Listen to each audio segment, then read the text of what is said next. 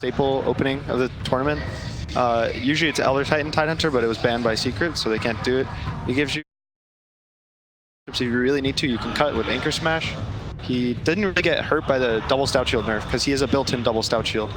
So it kind of goes back to like a Centaur, right? It's kind of like the older Centaur. It gives you some team fight. Your stun is unreliable in a sense because it's a 150-second cooldown. So you don't get to, like, you know, blink just like Centaur Stomp a hero or Axe Claw a hero. But in the team fights and holding high ground and being kind of the frontliner, he's one of the top picks. So this Rubik Tidehunter is cool also because it kind of blocks MINESKI's favorite picks, which are Enigma, Wraith King, and Beastmaster. Tide is obviously good against Beastmaster and Wraith King, but MINESKI picked it anyways. Tide can like just almost one-shot the Wraith King babies. And Rubik is pretty good against Enigma. It's pretty hard to play Enigma against the threat of them stealing the black hole. So yeah, I think the Secret came to this draft thinking about those favorite picks from MINESKI. We did see that hero matchup last game, the Wraith King Tidehunter. It was okay in the lane. If the Wraith King would ever skeleton while he was in the lane, the Tidehunter would just kill them in 5 seconds. One Anchor Smash, they die, respawn, Anchor Smash is off cooldown, kills it again. But Hector just kind of walked to the jungle and used his skeletons there. And Tidehunter's not going to walk all the way into jungle for 20 seconds, waste another 10 seconds killing the skeletons, and walk back, waste a minute of his time just to slow down, you know, the Wraith King's farm. So at the same time, it kind of deals with the skeletons, but the Wraith King can just jungle. Now, Nico Baby, one of the new additions to the MINESKI roster here coming into TI. Febby, you had a story from earlier on in the season. MINESKI spent most of the season with Ajit, but Nico Baby has been on their radar all along. Oh yeah, back when I was in the team, like, we were kind of thinking about Nico Baby because he looked pretty solid on the teams that we faced against. So I think he was on CG, if I'm not mistaken, and yeah, he looked pretty solid. So we're thinking about picking him up or like other players. And yeah. One of the nice things about him as a player on this team is that he is a versatile, going from like a position 1 hard carry to like a position 1.5, like this Juggernaut type of hero. He used to play Juggernaut a lot in the qualifiers, and it would try to give the spotlight to Moon. But usually when he's his heroes like Wraith King, and he puts Anti-Mage a decent amount as well, he tries to put the spotlight on himself, and I think the team plays around it really well. Yeah, absolutely. As you see the second phase bans coming out here, the Ancient Apparition taken out by Secret still. I believe Alchemist is still on the board as a possible pick for them. And the Tinker ban, what? That's a Moon special. Okay, he picked it on. Right. I know Febby was praising his Tinker, and I believe he quoted Moon in the group stage. He said, Moon said, "I'm the best Tinker," I believe. Right, Febby? Yeah. I like it. I'm surprised MINESKI didn't ban Alchemist. Yeah, this is a really scary Alchemist already for Team Secret if they pick it on 4. The AA is banned, and it's against the Wraith King. Yeah, occasionally I think the second phase bans kind of are a huge tell about the picks, and I think that AA ban is definitely in that category. A lot of teams don't use their second phase bans to move on to the second phase. Yeah. They use their second phase bans on the 10th pick, the Wraith King. But Wraith King doesn't really need counters. Like, Naga is the biggest one. But Bruin, I think, is more for the game as a kind of scary hero. And the Visage pick here, this looks like it might be a core position Visage. I mean, obviously, you haven't seen a mid-Rubik in a very long time, but this was a mid-1 special back when this hero, we saw this hero a lot in the mid lane, but we've seen it almost never. Right now, Team Secret wants to deathboard MINESKI pretty hard because MINESKI's heroes, they're pretty slow. You have like, I don't want to say no deep push, but it's pretty hard to defend when Team Secret's heroes are all grouped up. Arrow's not going to do anything. Wraith King's just going to want to farm. You know, Witch Doctor is just a Witch Doctor. Right now, MINESKI needs some deep push fast. We also talked about how if Secret is going to give it this Wraith King, how they're going to play around it, around this Midas Radiance timing. Before this Midas Radiance timing, Wraith King's going to hit jungle, then he's going to TP to Tri-Camp, then he's going to hit Tri-Camp, then he's going to walk to his other jungle, and then he's going to farm that. And if the other team is taking all of your outer towers, you start to lose your jungles. You start to have to push out lanes and expose yourself, and if you don't have this Radiance, you push out lanes really slow as the hero. Yeah, this Wraith King hero, it's like a baby Alchemist. Its farming speed is crazy due to its babies, and like, sure, like the other teams can pick counters to one-shot the babies, but they are not going to have any interaction because only Wraith King's just going to farm the jungle, right? So, yeah. Wraith King or But the downside is like it's very slow. So I think Team Secret is using that by picking Visage, and they're gonna want to up the tempo. Got the Omni Knight coming out from MINESKI, obviously does very, very well potentially against that core Visage. If you're worried about the physical damage output coming from the bird, the other nice thing is you have really powerful stuns on the first 3 picks in the draft, so having an offlaner that's light on disable not going to hurt you in this one. The really nice thing about Omni this game is he has a built-in skill good against Visage birds, and then his common item builds are Solar Crest and Crimson Guard. So he has like already, without even having to think about your build, you're gonna counter the Visage. Yeah, they needed a Crimson Guard, natural Crimson Guard getter, because Crimson Guard is that good against Visage, and Omni Knight is that hero. Right now, MINESKI needs some melee frontline fighters, brawlers for Moon. I can think of Tiny, Ember, those kind of heroes that can fight with MINESKI's heroes. This looks like a really nice Ember game for MINESKI.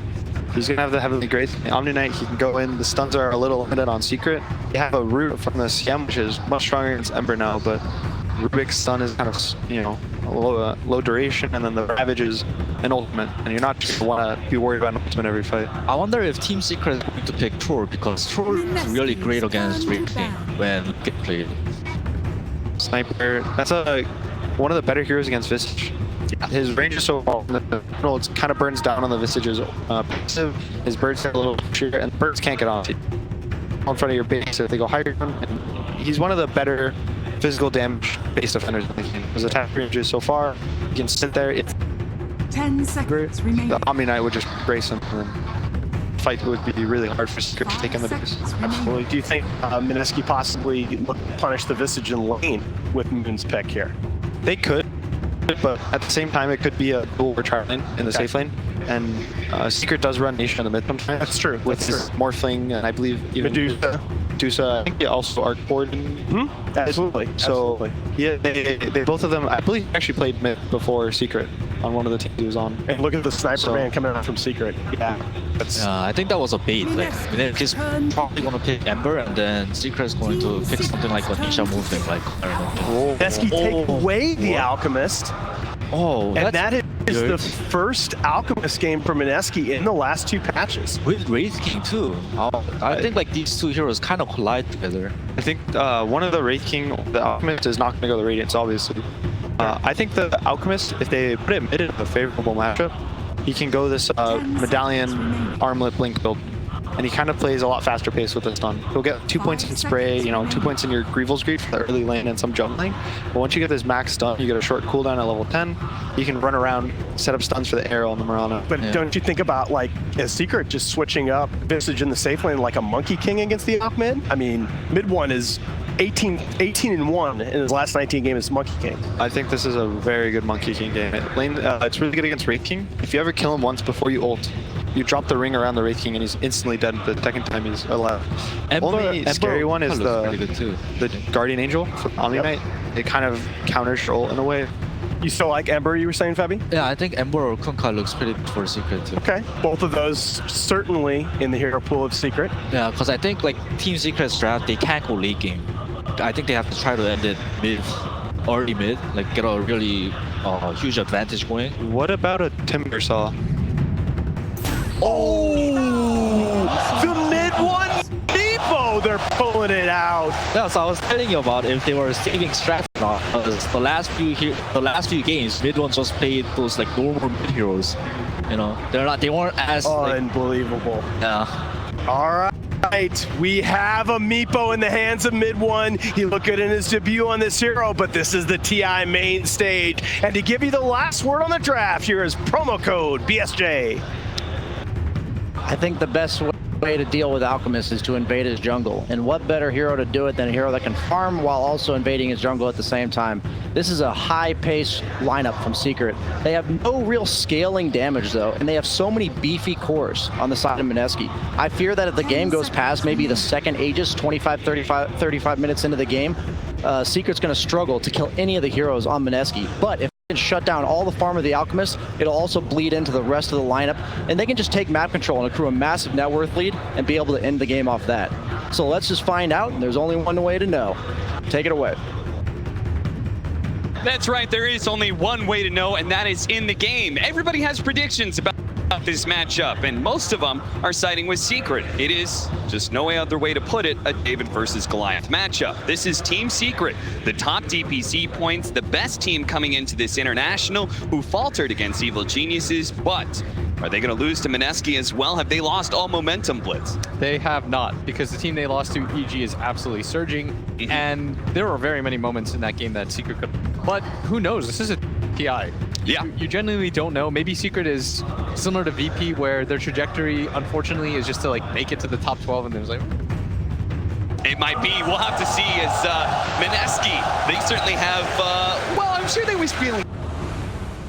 Last pick Alchemist, but that Meepo has got to be a cause for concern. What's really funny is like most times in this tournament, you have not been able to last pick Alchemist. Like this is not a 22 pick that you normally see, and it's just funny to see like we've trump carded you. And MINESKI was sitting there going like, is this real?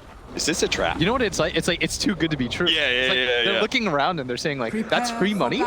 You want us to move on in the tournament? It's like the stage could explode or something if we pick up this Alchemist? Like, what's happening here? No, This has got to be a booby trap. And they, you know, they're fine. They're happy about it. Come on, that's All right, this is good. So the mid one, Meepo. And we're going to see Secret immediately smoke up and trying to get advantageous laning set up. What are our lanes that we want to see from Secret? What are they looking for? I think they probably want to... Okay, it looks like Secret anyways is going to, for the time being, aggro for the Tidehunter. I could very well see Zai just go for the Gush level 1, just so that they can set up the first blood. What they're trying to do here, Cap, is secure bounty runes. But KP is going to get real suspicious once he realizes that nobody's in this top lane. And this should alert MINESKI, don't battle over this bottom rune. Yeah. This is death right here for you guys. That's why Ragey Potato puts himself a little bit farther away from the bounty rune, tries to scout out, and they see Zai running forward, just trying to establish that dominance. He's going to go for the Gush level 1, as you said. YapzOr, he's going to be nailed by the arrow. Nico Baby doesn't feel good about this fight, though. He's going to stun up Puppey instead, and Ninja Boogie. MINESKI chose to take this fight, and they will choose to watch Ninja Boogie die. Fade away first blood to YapzOr. And didn't I just say, don't take this fight, you're not going to win this fight. And look at Ragey Potato, he's trying really hard to get the bounty room, but he gets caught by the telekinesis, now body blocked as well. He went for the level 1 arrow. That's 2. Okay, obviously I'm not in the game, but at the same time, I feel like once KP scouted at that top area, I feel like that should have been like a clear cut, okay, we're out of this. There's no longer a fight that's happening here. Odd situation, but MINESKI, I guess, feeling pressured because they have an Alchemist to get that extra bounty rune. The weird part was they were guaranteed 2 at top. KP got both of those. They do swap the lanes up. He's going to be laned against Nisha, trying to give Nico Baby a more favorable setup. No way! You have to be careful in those like tri-lane situations. I mean, Tide Gush level 1 is actually such a sick spell. 110 damage, 4 armor reduction when nobody had armor at that point. This is something that the Chinese do a lot too. You know, when they go for the dual aggro offlanes with Tidehunter, they used to do it a lot when Monkey King was a thing, if you recall. Yeah. They would bring like +2 heroes, you just get Gush level 1. Monkey King thinks he can just trade hits with you, and it's a free kill. Yeah, so many Monkey Kings back and fell into the trap of thinking their Jingo allowed them to be able to fight anybody, but so much minus armor allows you to be able to win a lot of these man fights. Ragey Potato just trying to find what farm he can off of the jungle, but is sharing that experience with YapzOr currently, who's just chasing him around the map with his boots first. And mid-matchup, it looks like things are going just fine for the Alchemist, which is anticipated. The weird thing about both these heroes is they play in a very similar way. They both want to just hit jungle creeps. They don't really care too much about how the laning phase goes. They'll recover at other parts of the game, which is why laning phase-wise, it's not really worth watching either of these heroes. It's much more, I think much more of this game will be determined by how the side lanes go. Yeah. Like, particularly this bottom lane. And we see this Meepo last pick. We think of it as a counter, but not because of the laning phase, right? But because of the way BSJ stated it, that you're going to be able to both farm and invade the jungle against this Alchemist with a Meepo.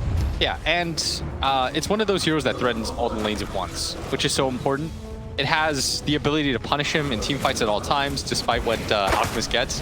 The upside for Alc, though, is his item build is going to be very good against the Meepo is we see this mini fight going on. Raging Potato still has the arrow and the leap. That's why YapzOr being a little bit more careful. Isn't level 2 himself yet. Raging Potato trying to line up the arrow right now, and YapzOr gonna dodge it.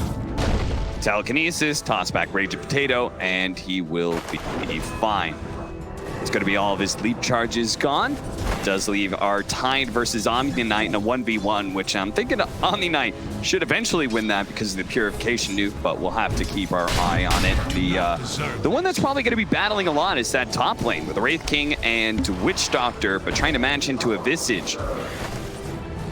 Visage tri-lanes are always just really, really strong. Yeah. You never feel bad about playing a Visage tri-lane. This is a hero that we haven't really seen often, and it's really interesting because you don't normally see Nisha play these types of heroes. When Secret has had success at this tournament, it's been when he plays more of a hard carry.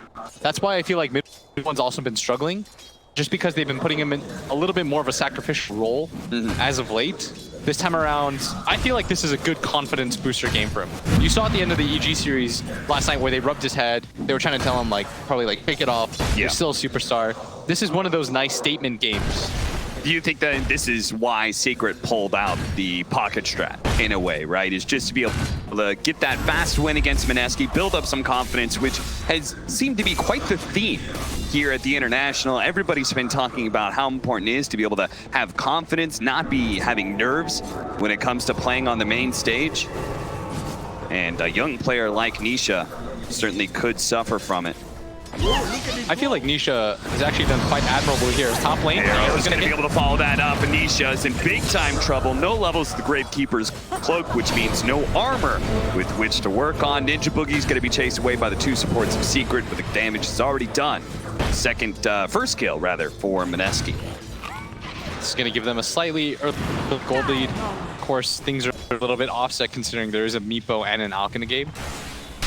That's why I don't know if like the gold lead is deceptive. Yeah, maybe they're kind of the same in that way. Puppy's going to be found out just a little bit off base, but Nico Baby is going to be threatened here. And if they trade out carry for support, it's well worth it for Secret. They need a few more shots, and there it goes. Nisha, with the double rounds of Soul Assumption, is able to get the kill, blowing every bit of his mana. But as he said, does manage to get the core for support trade-off. Now Mid-One's going to rotate over with one of his Meepos, securing the bounty runes. That is, I guess, something we didn't actually talk about. The movement around the map from a Meepo and being able to pressure the side lanes also leads into better bounty control, which is crucial against an Alchemist. Secret do pick up 3-1.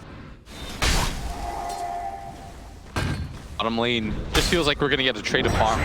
It's always awkward when two heroes are pretty evenly matched, but that might change right now. Zai gonna get gone on here. Ninja Boogie's here with the Maledict too, one of the best ways to deal with the Tidehunter.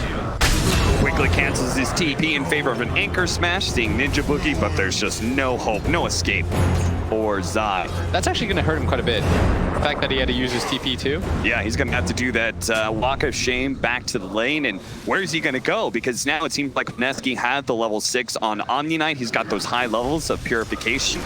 They feel comfortable with him aiming against the Visage, especially with this kind of level advantage. Yeah, please keep in mind too that Visage is not one of those ultra late game threats. Like this is definitely a hero that is meant to end the game and meant to end it at a reasonable time. Yeah. So this puts Secret in sort of a weird timing window, which you don't really expect from them. The 2 levels of Heavenly Grace, it's certainly a value game for it. Whether it's the Grave Chill that's going to be coming out or slowing down or taking away some of the slows or stuns coming out from the Crystal Maiden. So KP should have a relatively free lane here, but he always has to be careful of that Meepo rotation. Mid-1 is well placed right now in the jungle to do just that.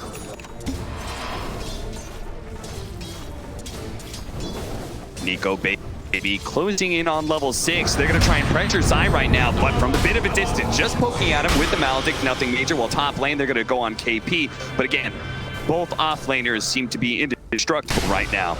Yeah, let me say, whenever Omni has a good start, it's full-hearted kill him in the laning phase. All this guy really needs is levels. He's got high base HP, good armor. Yeah.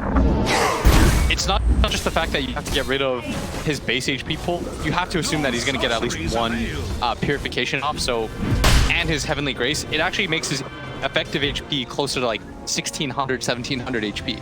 And that's not even including Magic Stick, which is such a value item on him because it just continues to bump up your effective health.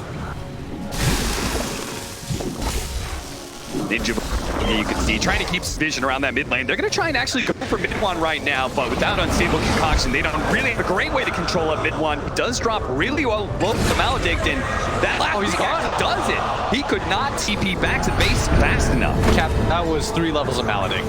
That is a really high level, but understandable against like somebody like a Tidehunter. These tanky heroes. I'm very surprised though that he's level 5 already. I think that's the bigger surprise. Yeah. I mean, that Ninja Boogie, the 5-position Witch Doctor, is already having this much impact. He has already been involved in 4 kills. All 4 of his team kills, in fact. It's funny that that slip up from mid-1, he very clearly thought he was going to be okay. Otherwise, he just would have TP'd right away. Yeah, I think he realized it a second too late. Because you don't expect a level 5 Witch Doctor 5 position at 7 minutes. That's not really something that happens very often. So I think mid-1 was just caught out of surprise. Oh, they're trying to out the lead from Rage and Potato, and that's where Zai is going to be able to clean up nice and fast. What a cute play. Baits him in, leaping down on the cliff. A gush and anchor smash rapidly finishes them off, even though he had leap charge. The play just came too fast. Telekinesis toss back, a gush being used, but Moon does have chemical rage. Secret instantly know that's no longer a target they can threaten. My favorite part about Secret, by the way, is Zai just walks by mid, anchor smashes so that Yapzor can get the last hit. The blurring line between 3 and 4 position. Mid-1 in trouble here. The Maledict is going to take out this Depot. He's going to try and teep away, but he's gone. There's way too much damage. He buys a raindrop just to try and survive, but it's still not enough. That was so much damage that they pumped out onto him. Yeah. It was like 800 instantly, and Ninja Boogie, he's really putting on a show right now. Level 7, putting up deep wards for his team. He's doing all the right things right now. He's putting pressure on the map. He's the one rotating to get kills. And Ninja Boogie has been integral to MINESKI's success, has played a leadership role, a loud voice in the booth, in guiding MINESKI. And this has opened up so much space for Moon. If you look at his Radiance timing, we always talk about what's a good timing. Anything below 12 minutes is usually ideal. His side just dead here. The Maledict is going to do so much damage. He picks up the base boots on his way through the side shop, and the Maledict does finish him off, but Ninja Boogie spots him, and the Ray Fire Blast from Nico Baby will get that kill. KP trying to pick up the bounty rune, and he does. Very important here. And now he's actually going to try and kill Puppy. Look at this with the Heavenly Grace. Okay, that's now gone, so that slow's going to last a while. He does have stick charges. Another round of Heavenly Grace, a Purification coming up in 1 second. He's got to finish off Puppy, and will he make it away too? He doesn't quite have the mana for a TP out with the birds chasing him as well. It's going to be different. But with a Soul Ring and all this reach, and they just can't chase this Omni Knight down. Oh, net after net, but Ragey Potato not held long enough. Able to leap away. You called it David versus Goliath, but MINESKI do not look out of place whatsoever right now on this main stage. They're bringing the fight to Team Secret. I feel like Ninja Boogie is outplaying them. This guy is very farm for support at this point. He doesn't even need the tome. Yep. Like normally you have some level 4 Witch Doctor that didn't have the best laning phase. He has a point of heal. He's trying to buff up his safe laner. None of that is happening in this game. It's just all offense, 3-0-4. And you saw at top the issue with going on a farm to Omni Knight. Yeah. You're just not going to do it.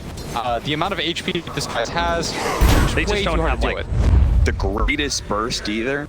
No, this is a sick Omni game. If you look at Secret's lineup, what you really need to deal with an Omni is burst. You need the ability to get in, just blow him up. Look at this. Ragey Potato is sitting on the high ground just perfectly. They do manage to get a scan on him, so they're going to run around, but MINESKI simultaneously got a scan onto Secret. Now Nico Baby's going to be spotted here. He does have stick charges. That'll be enough for the reincarnation, so it should be fine. If anything, he's going to turn around and Ring Fire Blast with the arrow landing onto Pumpy as well. A smoke leading to a death for Team Secret, it seems. The paralyzing cast, still not enough. One more shot for the Marauder. Is he going to do it? But very rapidly changing targets there from Ninja Boogie. Smart play by him. He's going to die to mid-1 for sure.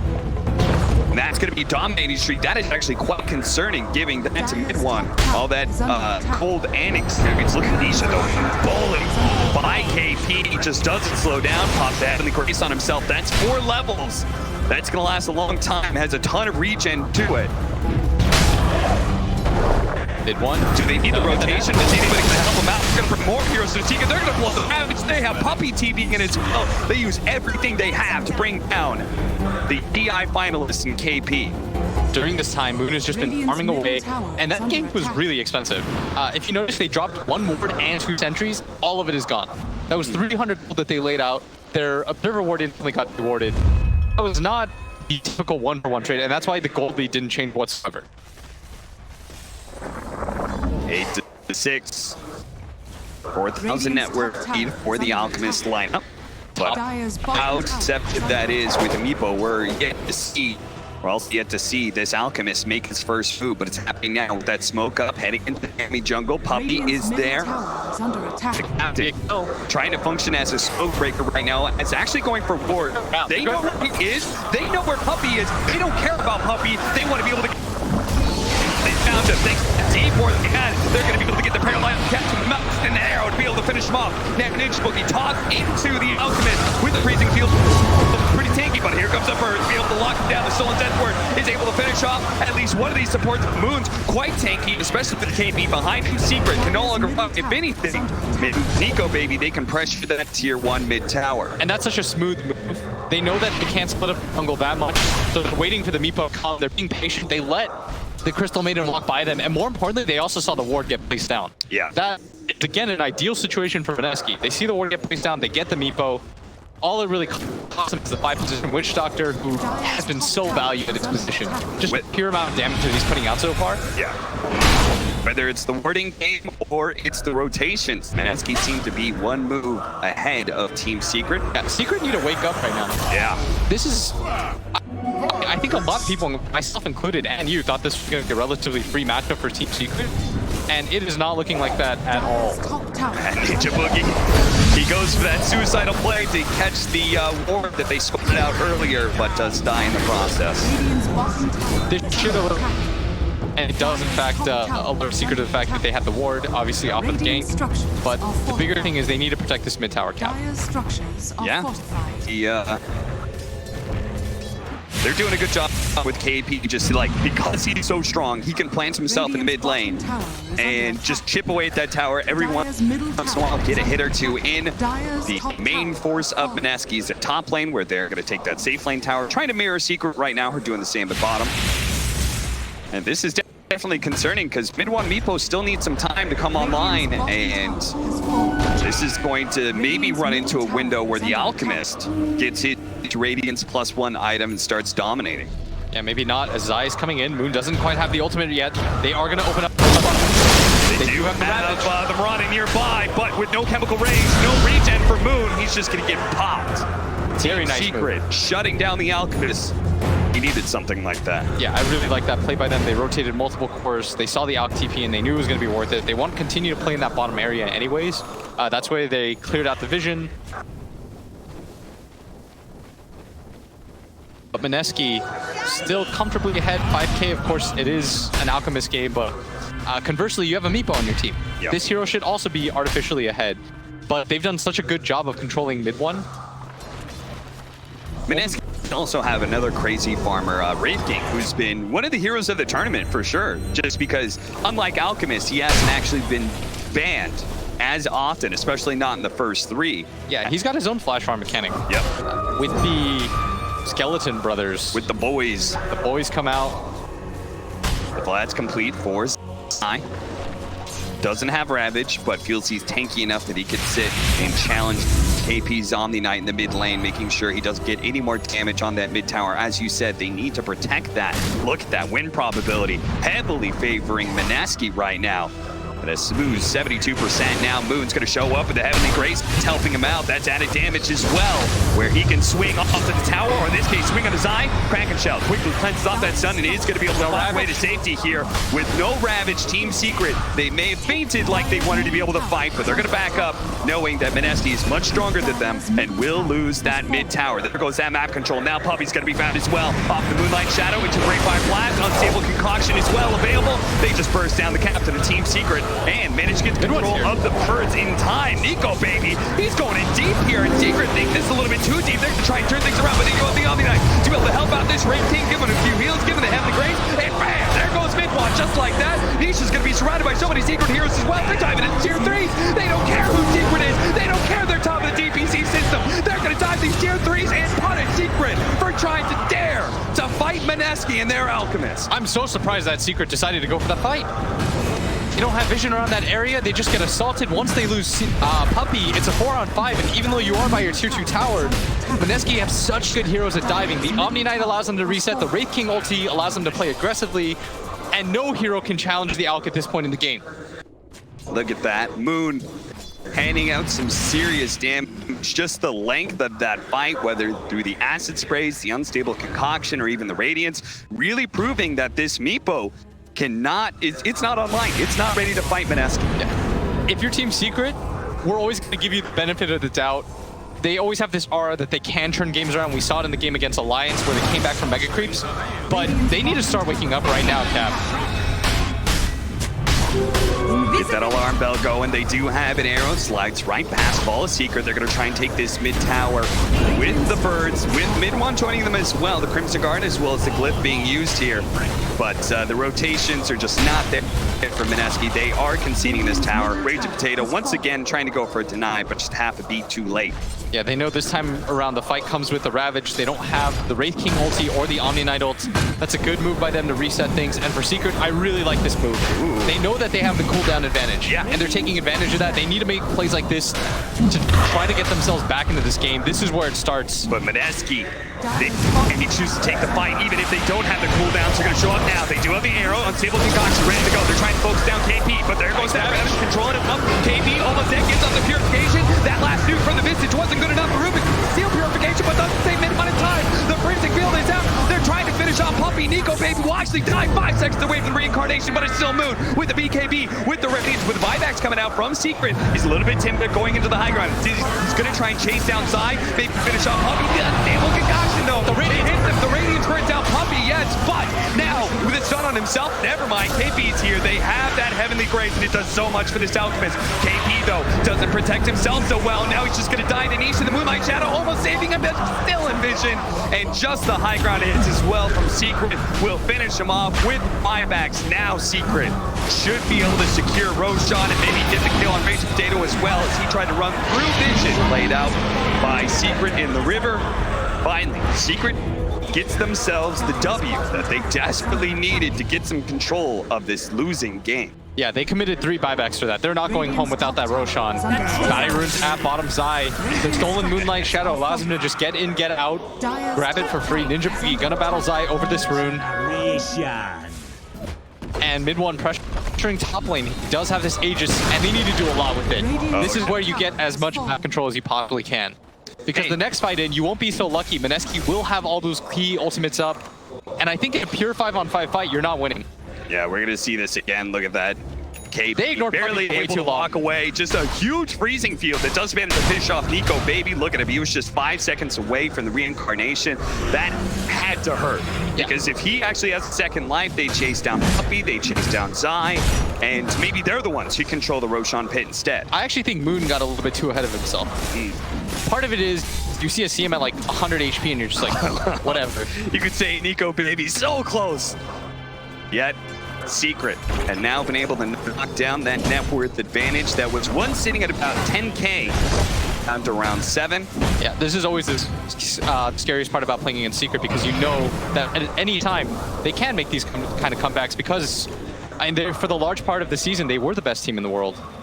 And they've got one of those great comeback mechanisms, one of those great high ground defenders too in Zai's Tidehunter with the Ravage. They're currently smoked up, looking for a play right now while Ravage is just about to come off cooldown. They're gonna go for Nisha here in the bottom lane, but this is where the rotation's gonna come from Secret, but they may not be here in time as Nisha is just gonna get beaten to a pulp. They're gonna try and use this Familiars as well, but that's where Secret shows up. They're gonna be able to catch the backline first. Raging Potato falls down, up in. 3-man Ravage with the Nisha burns out, dropping on the 3 of them with the ensnares as well. Here comes the Equal, the unstable concoction goes out. They just finish off MINESKI. They thought they had the free kill. Moon's gonna come back in though. Another round on the table. Concoction does manage to nail the Meepo. Can he focus it down in time? Mid-one needs to be able to get this Meepo out of here. He's trying to chase away from Moon. Moon spots him, does manage to get the unstable concoction, and no, he doesn't finish him off. Finally, he turns back around, takes away that Aegis, but at what cost? MINESKI have now just has opened himself. He does have managed to get off the unstable concoction for a moment. Yeah, she's gonna burn out, but not before he gets out the Razewire Blast to make sure the Alchemist dies.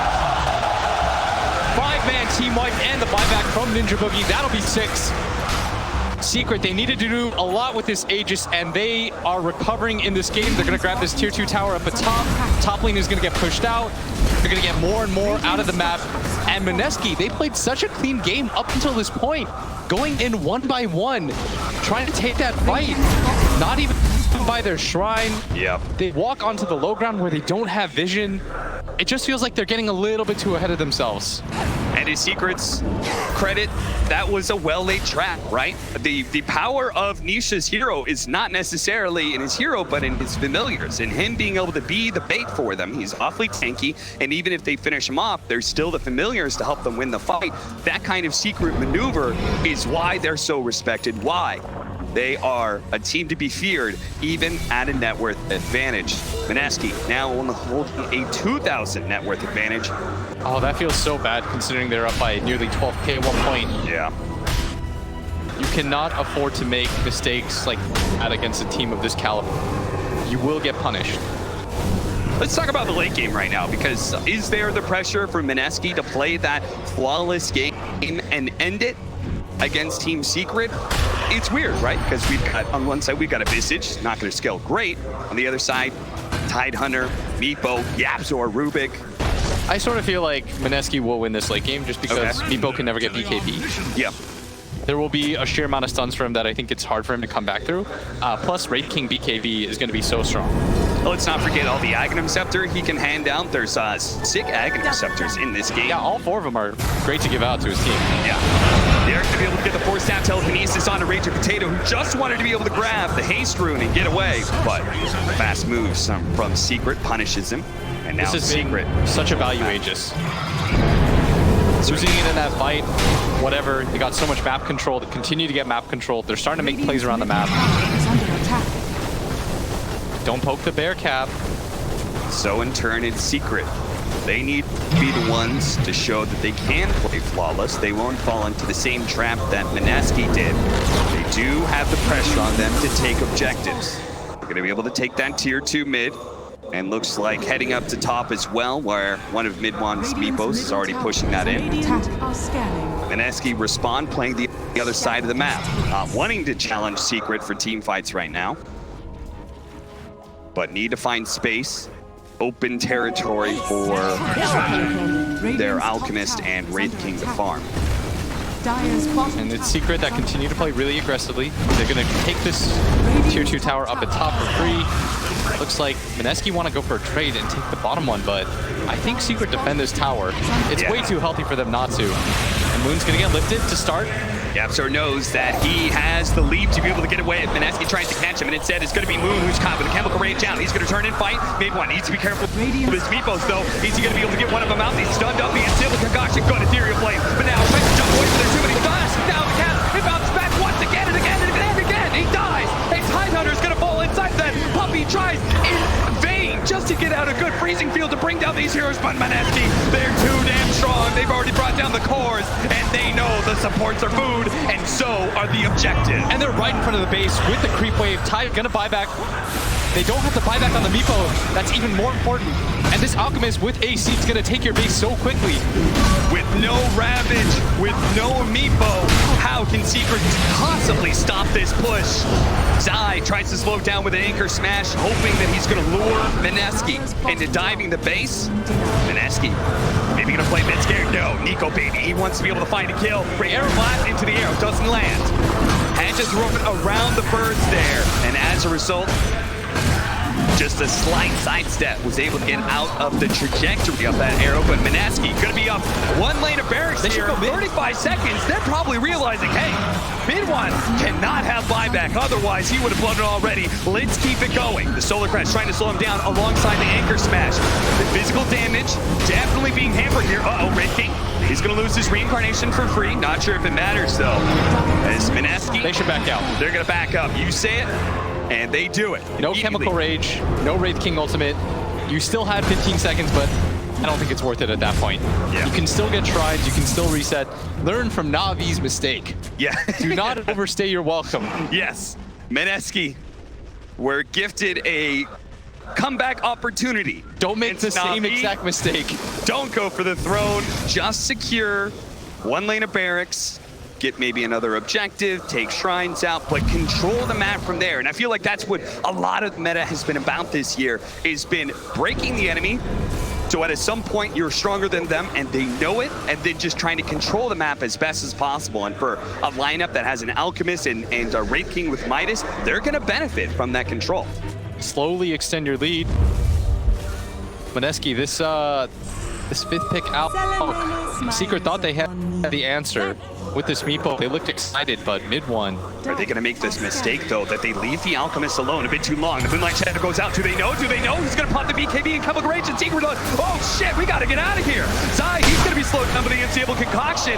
Pop for a moment. Defensive Force Staff's going to be able to get him away. Look at Nisha defending himself against that Moonlight Shadow, but he's going to be Yule Scepter at the same time. It looks like Nisha's probably going to fall, but Moon, if they trade this out, it's going to be well worth it for Secret. He's going to be able to get off another round of Unstable Concoction. Do they have any more disables? There's the Ravage to be able to finish off the Alchemist. And now MINESKI have stumbled into a fight that maybe they can't win, but they feel confident about. They're going to go for the Watermelon first. Ranger Potato controlled up. Immediately Yule Scepter, Force Staff out of the high ground. Zion's going to be able to get away. Yaptor to get on the heel. Michigan protecting Secret. They're going to be able to get more Force Staffs out, but they need that one meeple to be able to get away. That's why the Familiar drop, trying to get him out, but he doesn't make it. The poke is not in time. Secret fall, losing their meepo, activate their shrine, but on full retreat now, as they know MINESKI, they're going to be able to clean up whatever they can get their hands on. That's going to be the captain of Secret. Puppy will fall. Zai shows up, trying to slow him down. A Force Staff to help him get away, and a TP out. Spawns him. Great Fire Blast. That'll catch him.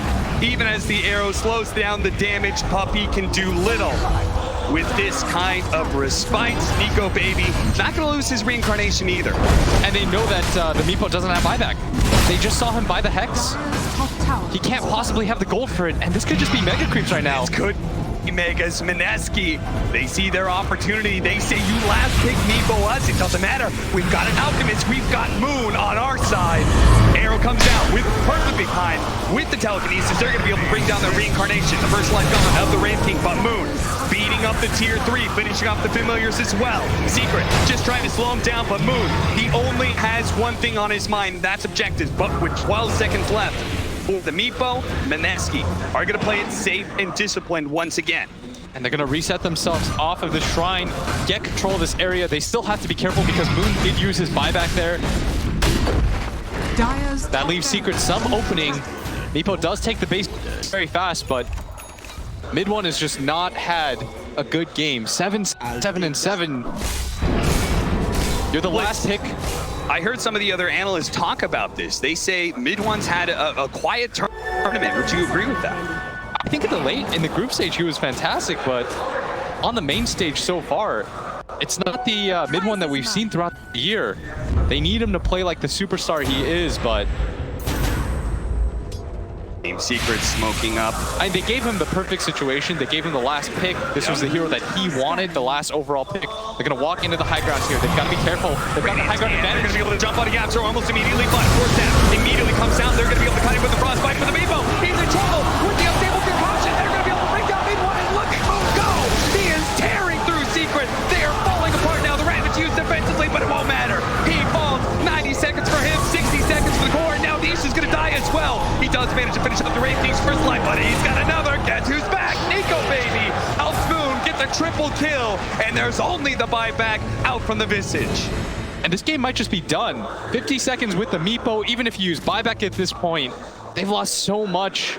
They're pushing in all the lanes right now, and the team fights, they just get harder and harder with this meepo. Yep. At this point in the game, you're supposed to be so many different items ahead of everybody. You're pressuring all 3 lanes at once. No one connects to the map.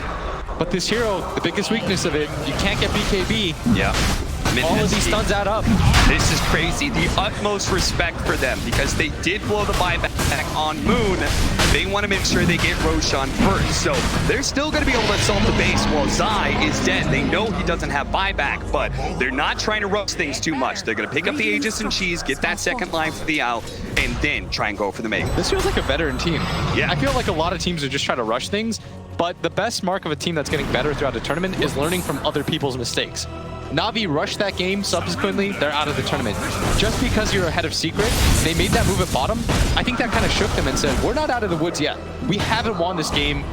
You can't act like it either, so they make the smart play, the safe play, they reset themselves, they go for the Roshan, and now you take the racks with so many lives up. There is just 12 seconds. Nico Baby's gonna try and strike while the Tidehunter's still dead, but no arrow follow-up. Good force stats from Secret, but still. MINESKI, how do you stop this Juggernaut? How do you stop this Alchemist? Moon and Nico Baby beating down the top lane of Barracks. Mid lane is completely exposed as well. You've got to take 7 lives. Moon's got an Aegis. Nico Baby has his own built-in one. You've got the cheats, you've got everything that this is rough. Omni-Knight provides you with Guardian's Angel and Purifications.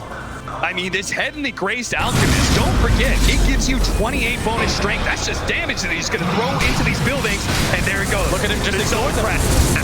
Focusing on the melee Barracks. The rest of the team are looking for anybody to be able to do Bo3 takes that opportunity to turn and finish off Nisha. Instant buyback. Puppy in trouble. The Maledict's going to take him out inside. He may be in trouble as well, but Nico Baby doesn't want to extend himself. He knows Megas is the focus. Moon looking to be able to finish off that range racks. He should be able to get this side. Spike goes up. Defensive force tap. Moon going back in with a BKB, trying to get this people. Unstable Concoction locking them all down. Focusing the one with Soul. The arrow. Force tap. That's managed to get him away with the arrow. Nails the other people. That's going to finish them off. A buyback coming out from Secret. Now they have to hold play. That MINESKI will eat their lives away. Off for the greater good, but no, it's going to be the arrow coming out on Nisha. Controlled up. Great paralyzing cast. Nico Baby trying to finish him off. That's going to be his first life. Second life coming up for him and the Alchemist. Unstable Concoction ready to go. On the Meepos, controlling them up. AP protecting him with the Heavenly Grace. Look at him just beating down those 4 little dwarves. Then he's got a duck into Moon. He may also fall though, but Spin Wizard survive. The Starstorm not quite enough. The Scythe on the out. He's actually going to live for this. Nico Baby, he's controlled up as well. Make one. He survives through it all. MINESKI, they die. And they don't have buyback on the Alchemist. They have buyback on everybody else. This is your only moment, I feel like, for Secret. There's no buyback on the Alch, but is 100 seconds enough time to do it? They make the miracle hold, but it costs them all of their racks. Meepo, probably one of the best heroes to do it just because he can deal with the other lanes simultaneously. He's got lifesteal, and I think Secret are well aware of the position. They're up as 5. There's no Alch buyback. They've got a window of 80 seconds. Once you take down this tier 3 tower, you have to go for the throw. You are not trying to trade racks here.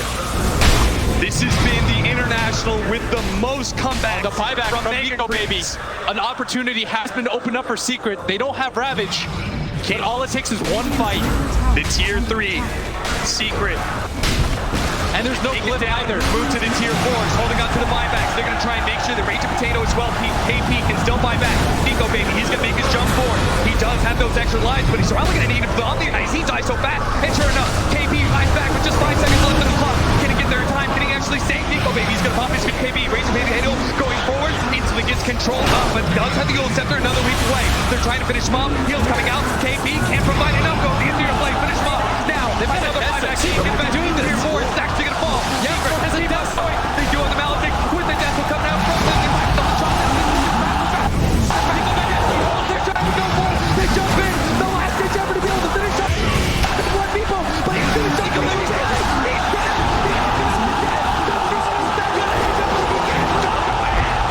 Secret do it. They make the comeback. MINESKI end the game up 12-0 goal. Unbelievable, Team Secret. This is why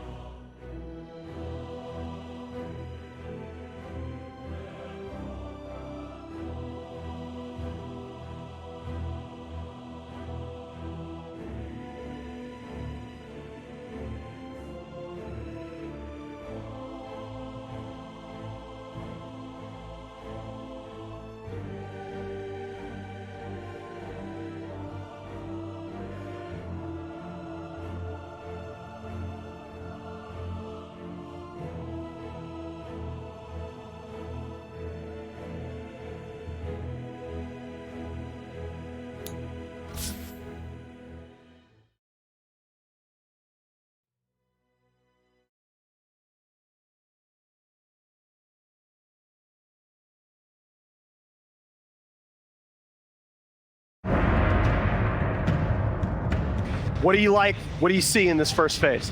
Well, one of the big things about drafting in best of threes that people don't touch on a lot is like the emotions behind the drafting.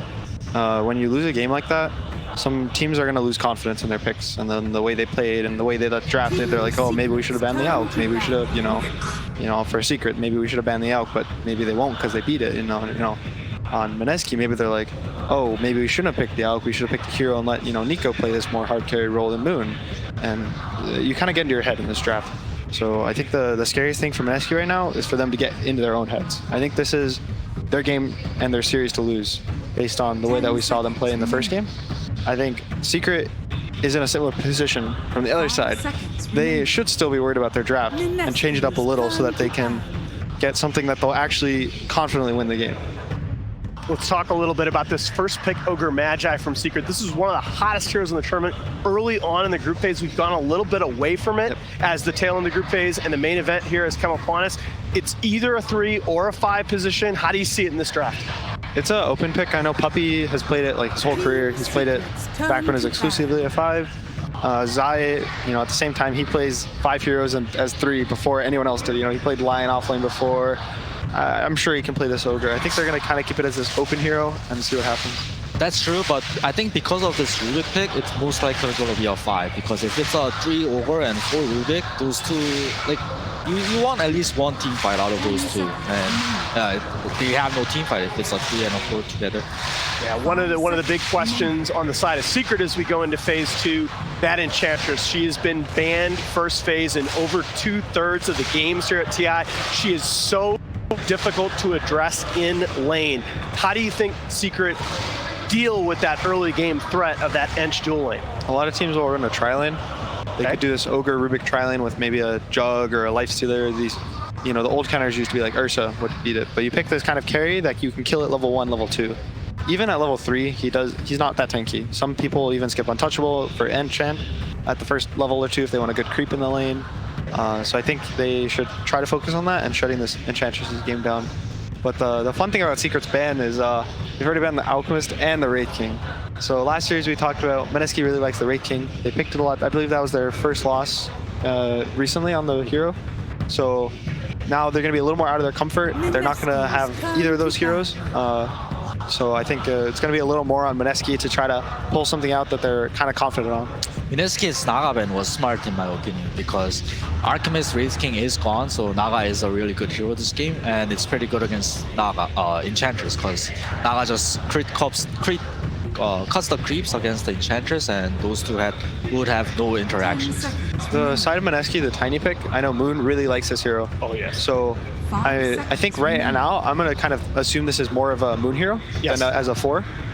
He's really confident on the hero. He plays the early game really well. It helps him with his lane. Like, his laning is so good that when you're this hero that gets free 20 damage on every other hero, you're going to have some crazy lanes that are one-sided. Absolutely. You know, the stats agree with you there. It is Moon's most played hero over the last 2 patches. Raging Potato over that same time span only has 2 games on the Tiny. So we are a little bit biased toward the core Tiny going into the second phase of the draft here. I mean, I can tell you that too, because I have them saved. I have Nana saved, Moon saved as Tiny in my friend list. That's how much he plays Tiny. And KP, I have him on Enigma, because those two love Tiny and Enigma. Both Primordials and Underlords, and we will see that they ban the Morphling, another one. Spawn that those Eidolons. Might lean towards maybe wanting a Lifestealer from the side of MINESKI. They could try to take the Lifestealer so that Team Secret can't pick it against them. Morphling's one of the classic heroes, but they're going to go back, stick with their gun, the Witch Doctor. Kind of carried them through the early game, in the first game. It just ruined Meepo.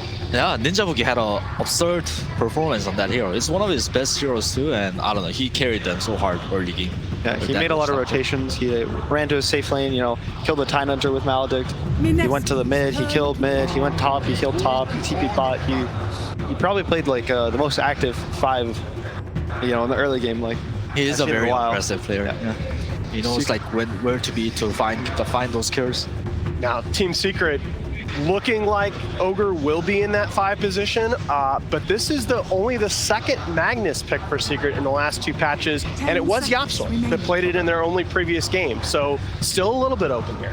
5 seconds remaining. Could be a Zai Magnus then, right? Yeah, I think it should be a Zai Magnus. Could very well be a Zai Magnus. Or it can even be a mid-one Magnus. It's very less likely, but yeah. They used to be ran couple about a year ago, I think, back when I do wonder, they changed strength. Are we looking at it now? Are we looking at a Jug pick even with the Void? Yeah, Jug's decent. If you get the spin off, his bashes are gonna deal a little less damage. It's fairly good against Tiny Enchantress. Yeah, but it negates like the Witch Doctor and Tiny's damage by a lot too. Yeah, I asked that largely because earlier in the tournament we saw a number of teams go to Jug as that laning core. You were talking about this earlier, Gunnar, against the Enchantress. I could also see Lifestealer kind of. It does the same role, and I think the hero right now is a little stronger. What it provides, I think it scales fairly well, but it makes a little less use of the Empower, I think, than the Jug. The Jug is going to farm a lot faster. And the Nisha special. PA and Nisha special, and one of the other, we were going to talk about the Ember as being the other sort of mag combo, but PA right up there with Jug and Ember. Yeah, Nisha is crazy on that hero. Every time I watch him play the hero, he's like 20-0. He doesn't even die once. He just throws a dagger. The other 5 is dead. This Witch Doctor, he's gonna get one shot at some point this game. Yeah. Usually like we don't see PA a lot because he's online very late with his Battle Free into Desolator into BKB, but now he can skip the Battle Free, so he's online that much earlier. Yeah, Nisha 10-1 in his last 11 professional games on the Phantom Assassin. 8 kills, less than 2 deaths, 8 assists per match. One of his comfort zone heroes. Are you worried though, does this PA have to worry about playing around the chrono as the game goes on? Not really. Once you get later in the game, if he even gets an Ags at some point, you can sit permanent Blur, sit in the back line. You have a lot of these frontliners, like this Ogre is gonna walk in for you even as a 5. This Magnus can even get like a 1-2 man RP. You kind of burst that hero and then you try to get out.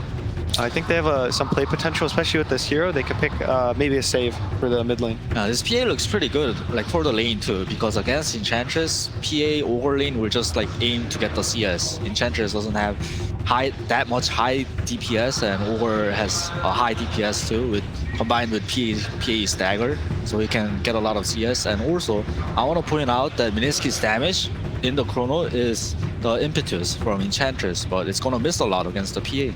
Yep. Right, so both teams probably looking for a ranged core as their last pick in the draft here. MINESKI needing to be able to pump damage into that Chronosphere. Secret needing both a ranged hero and possibly a save. Might be looking at an OD. Sniper still on the board as we go into this last phase. I would be maybe a little scared of a MINESKI Tinker. Okay, the Moon Tinker, we talked about that, banned in the previous draft. That's a very good point. They can pick Tinker. I think Secret might want to either ban it or pick a hero that really counters it. But like we said, Moon is really confident on the hero. He's played it a lot. DP's a very good ban too. Yeah. Another like classic combo with the Void. You can use the Siphon. As silence. Your spirits are still going to run around. Storm. So there's their pre-counter to Tinker, I think. Yep. He has really good jump. He can catch this Void, follow him. The only issue is they do have this like hard disable, and whenever there's a super hard disable against Storm, the Storm's gonna feel a little sad about his game, but at the same time, he doesn't have to carry this game. He's a PA with a Magnus. They're his carry. He is a 2. He can go in, maybe kill support, kill the off lane, die, and he's gonna feel confident that Nisha's gonna carry. Absolutely, and that's really goes nicely with what Team Secret has asked Bid One to do all season. That's when they've looked at their best in terms of play style. MINESKI looks like they've already decided on their 5th pick. They're going to huddle up here before they complete the draft.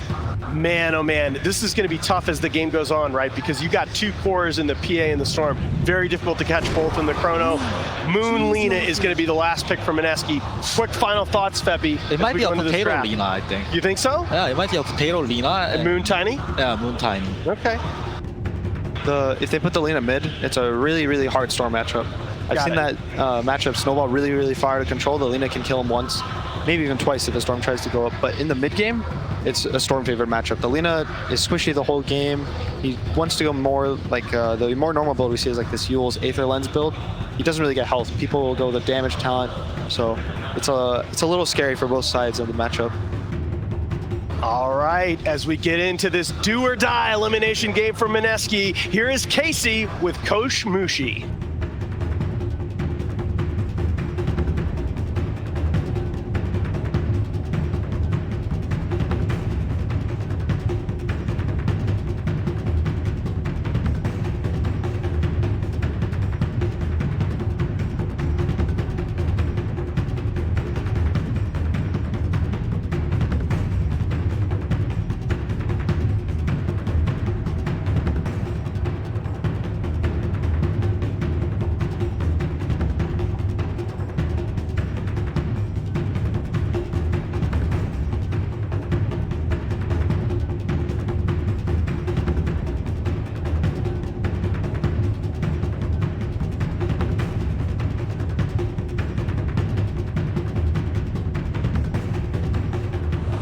say in his interview, we have to survive the group stage first. And survive they did.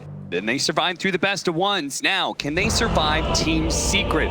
Blitz, that had to be a heartbreaking game. Being able to get the Megas, but not actually finish up the game. Be able to come back in this second. Oh, because I thought they would be more mentally broken, but you actually saw that they looked perfectly fine. They were smiling in the booth. You saw Ninja Boogie look confident. I think what you take away from that fact, from that game, is we were leading for 95% of that game. We can compete with Secret. They're not unbeatable. And I feel like that's why Secret also exited the booth, not looking too happy with themselves. It's like the way that AUI was talking about newbie, right? Pseudo wins and pseudo losses. That was a pseudo win. Maybe you didn't actually get the real W, but conceptually you had that game won. Yes. So that's a pseudo win for treat it as a pseudo win. Now you just need to take 2 more actual wins against Team Secret.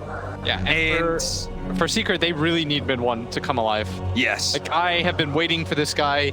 We were waiting for both him and Miracle to have these like game-changing performances, and Miracle delivered yesterday. Now we need mid-1 too if you're a Secret fan. And it's a tough game for mid-1 to be able to deliver, right? A Storm Spirit. I heard the draft panel talk about there was already one hard disable, but then the Lena gets picked up. That's just a bad lane for you, right? Yes, it is one of the rougher lanes that Storm plays against because every time you go for the range creep, she's going to get a free hit on you. It's really easy to set up stuns. Your hero is effectively a melee range hero because of the way that Static Remnant works. You have to get so close to be able to use it.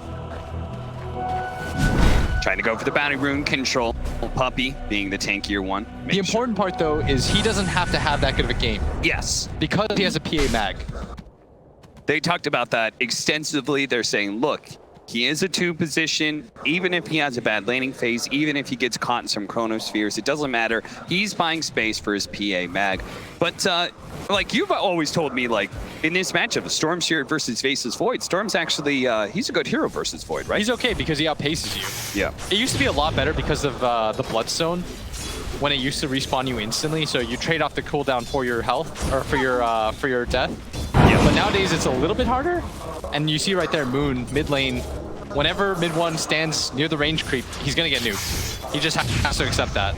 And he's going to have to sit next to the melee creeps in order to get that red net. Moon's just going to take the opportunity to get shot after shot on him. We saw some of our side lanes here. It is going to be the Magnus sitting out bottom lane trying to get farmed against Nico Baby's Faceless Void. It's going to be paired up with Yapsor, so watch for any telekinesis skewer plays against Ninja Boogie that could lead to an early death. At the top lane, we do have Ragey Potatoes supporting KP's Enchantress versus Nisha and Puppy with the aforementioned Phantom Assassin. Enchantress has been like very dangerous here this tournament. A little bit surprised that they gave that one away to MINESKI. I think after their series versus EG, maybe they rated a little bit less. Okay. Secret did end up losing that game where they had it themselves. And they actually lost to it too, but maybe they just don't think they understand the core concept of the hero enough. Sometimes it's one of those things where it might be a good hero, but your team just doesn't play around it well. Yeah. And they certainly have a really good matchup against it. Nice toss into the tower. Of course, an Ogre with 8 armor and he's 760 health is certainly not going to mind a few shots from the tower. And he's got a stout shield. Yeah. This is one tanky boy. I believe it's thick.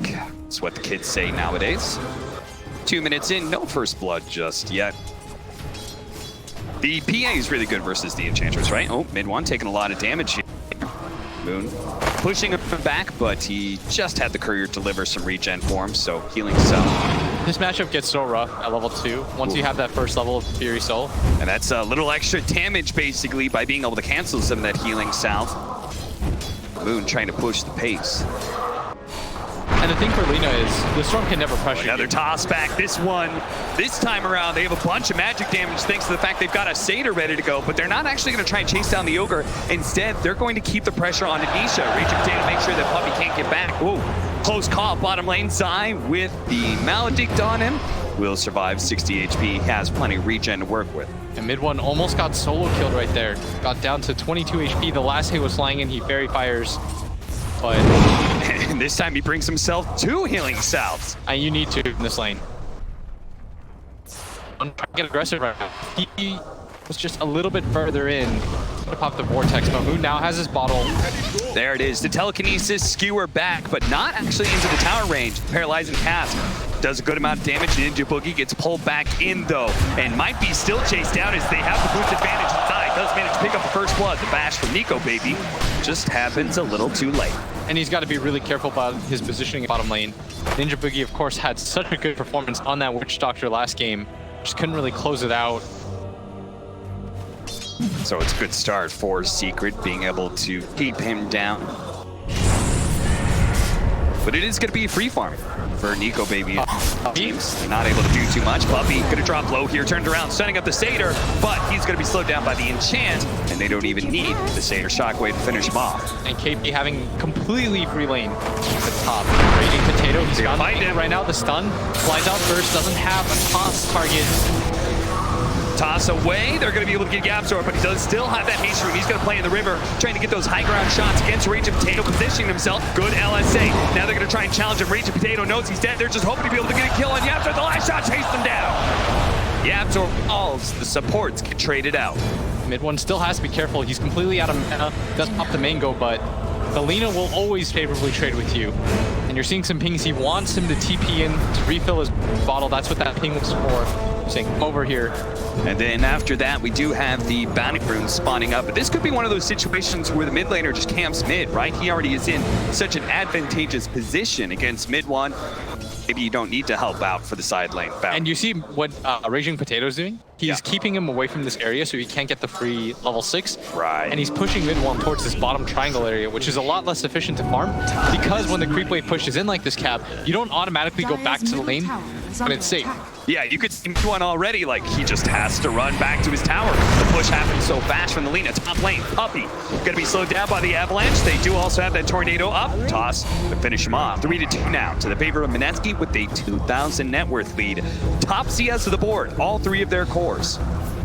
And this war has spotted mid one going into the jungle, and that's why Raging Potato is immediately gonna try to close that gap. What they need to do is Moon needs to push in the lane, he needs to go to the left side, and they need a sandwich. And that's exactly what they're doing here. Mid one, they know he's in this area. They can't allow him to get to the shrine or his level 6, but they have this angle perfectly. They spot him with the ward. Before he activates the shrine, they have the Laguna Blade throw all your damage. That's it. Mid one's dead. Skewer on out. Zai actually gets very low, trying to go for the power rune. That's just about to spawn to refill his bottle. Ninja Boogie knows that though, and he's going to try and push him away. Doesn't spawn. Unlucky. Instead, it goes to top. Let me say, I've seen that move for me so many times when I play Storm. That's why I knew it was going to happen. Some support places a ward in your jungle when you're 5.5, and then they make that play, and you always die to it every single time. Zai gonna skewer him up into the high ground here. Ninja Boogie's just hoping to be able to finish him off. It's gonna be close call, but Zai does have the shrine activated. And now Ninja Boogie will slowly but surely dominate YapzOr. He's even given the power to speed things up just a bit. Yeah, no boots on the Witch Doctor. Good attempt, but nice outplay as lane phase wise though. Because of the top lane going so good, MINESKI up by 2K early on. And this is the second time we've seen them lead the early game dance. Yeah. Setting themselves up with just really strong lanes, and PI is usually a hero that does well in the laning phase and kind of wants that early lead because of how farm heavy she's going to be with that Empower too. But now we do have the level 6 on the Storm. There's going to be their first chrono tree of the game. Nico Baby's going to go for the straight up kill on his side. The paralyzing cast bounces back to him, and they have the bashes with the Maledict. That should be enough. That's no more regen left. Give him the walk away, and let's push down the tower. Makes his first rotation over just in time because they kept the siege off this entire time. This is a sick rotation. And meanwhile, they're sandwich Puppy up at top lane. KP is level 6. It's a very deep dive by them. They are going to get the Fire Blast out onto the Enchantress, but so much pure damage. Doesn't matter how much armor you have, Puppy. AP will tear you apart. I would like them to defend this tower though. If you can, as Secret, it's such a big tower to take because it means that Nico Baby with his next chrono can just rotate towards mid. Yep. It opens up the game.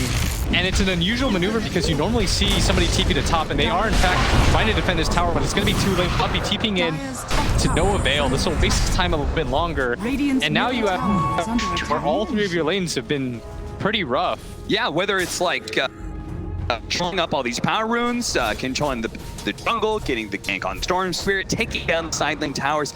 Everything has gone the way of MINESKI and are going to find themselves left with less and less maps to be able to farm for this game Storm. You know what this means now? Once you take that bottom tower, because almost nobody does in that fashion, you're going to protect this tower till it's there. On the side of MINESKI, not give up your tower. You will TP and defend it. Yeah, that's what has changed about this game, and it means that MINESKI can now focus all in on trying to take this mid tower.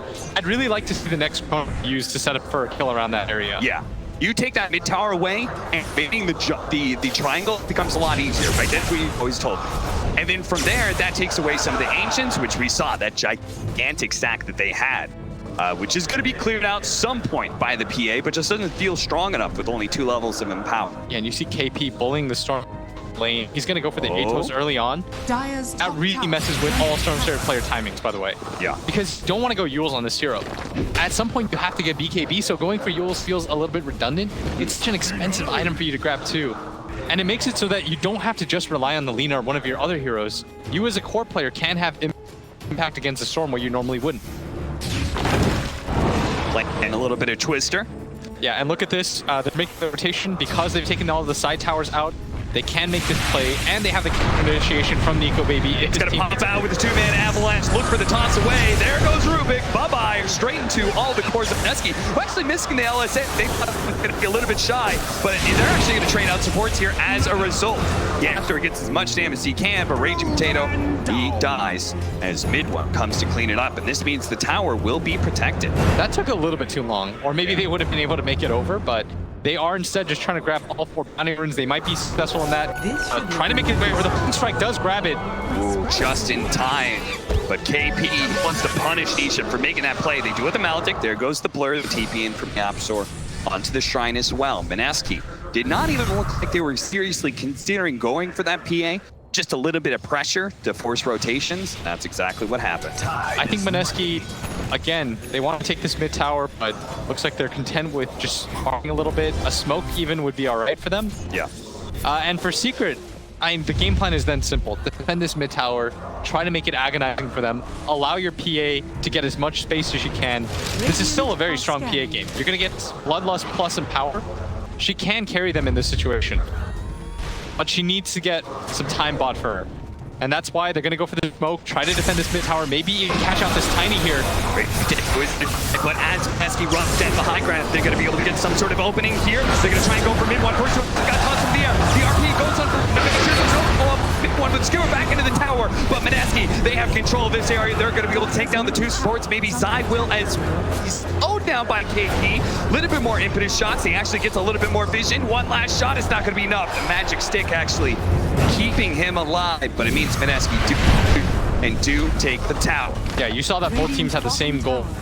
Nisha, the only way that you can enable him in a game like this is to give him that triangle, and that's exactly why Ninja Boogie is doing the right thing. Ward that area, take it away from him, and just make the map smaller and smaller for Secret. The weird part is they have this huge ancient stack, but nobody really has the power to take it, not even Nisha yet. So even though MINESKI knows about it, they can't really invade confidently and take it away.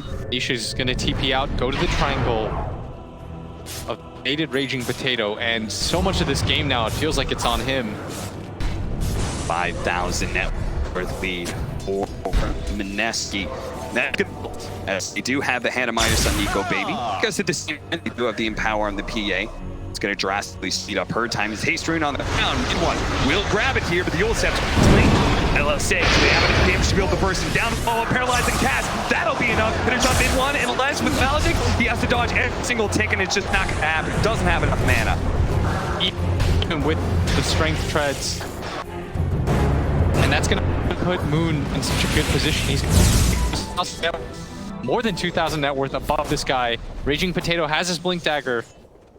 They're in such a good position right now, but we saw this from the last game. Can't relax. Still feel like Nisha can do it in this game with Bloodlust and Empower. We saw it when EG played against Secret.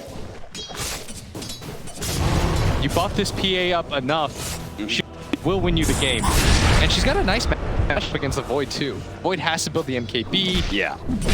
You have the opportunity to be able to burst down. so his time walk isn't as effective. All of Secret coming over, they're going to jump in the task of bringing down this gigantic ancient stack, fade bolts and such, making it a bit easier. Teamwork makes the dream work. And it will get them all shared experience as well. This is a huge stack. And they know How long it takes, they know about him and MINESKI. I'm surprised that MINESKI didn't try to go for this. Yeah, especially. They have Chrono too. They know it would be a slow tank, but, you know, being next to Strong and everything, I'm saying maybe it's just better to get more map control. They're going to take the tier 2 top lane and go start pressuring mid as well. Mid one does have a haste rune, but he's got to be careful. Nico Baby, they're hooked up on this high ground area. It looks like they want to take this fight into the tower push.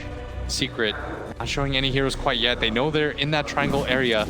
This ward is still alive. Surprised that Secret haven't found it yet. They had to have known once that bottom tower and that mid tower got taken out, the triangle was going to be the next top the ward.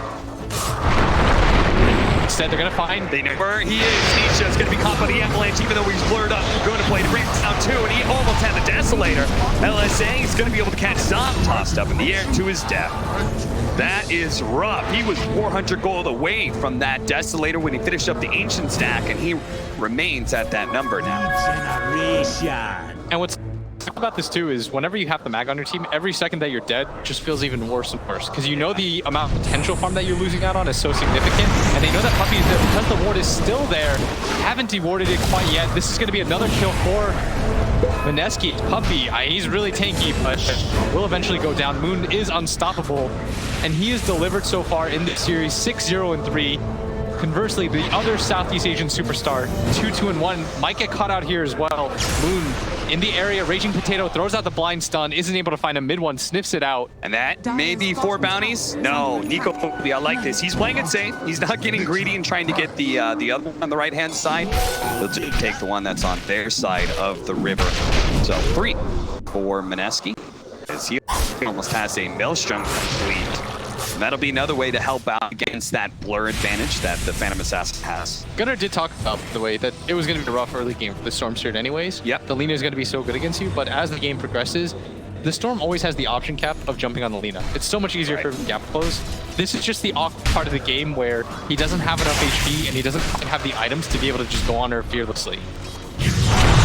With probability, they're going to be able to jump him with Rodabetos, freshly picked up by KP, and the Blink Dagger of Raging Potato, the last impetus. Brings him down as he skewers away. But now a smoke that's a up 9K from gold Team lead. Secret. They're going to move to bottom.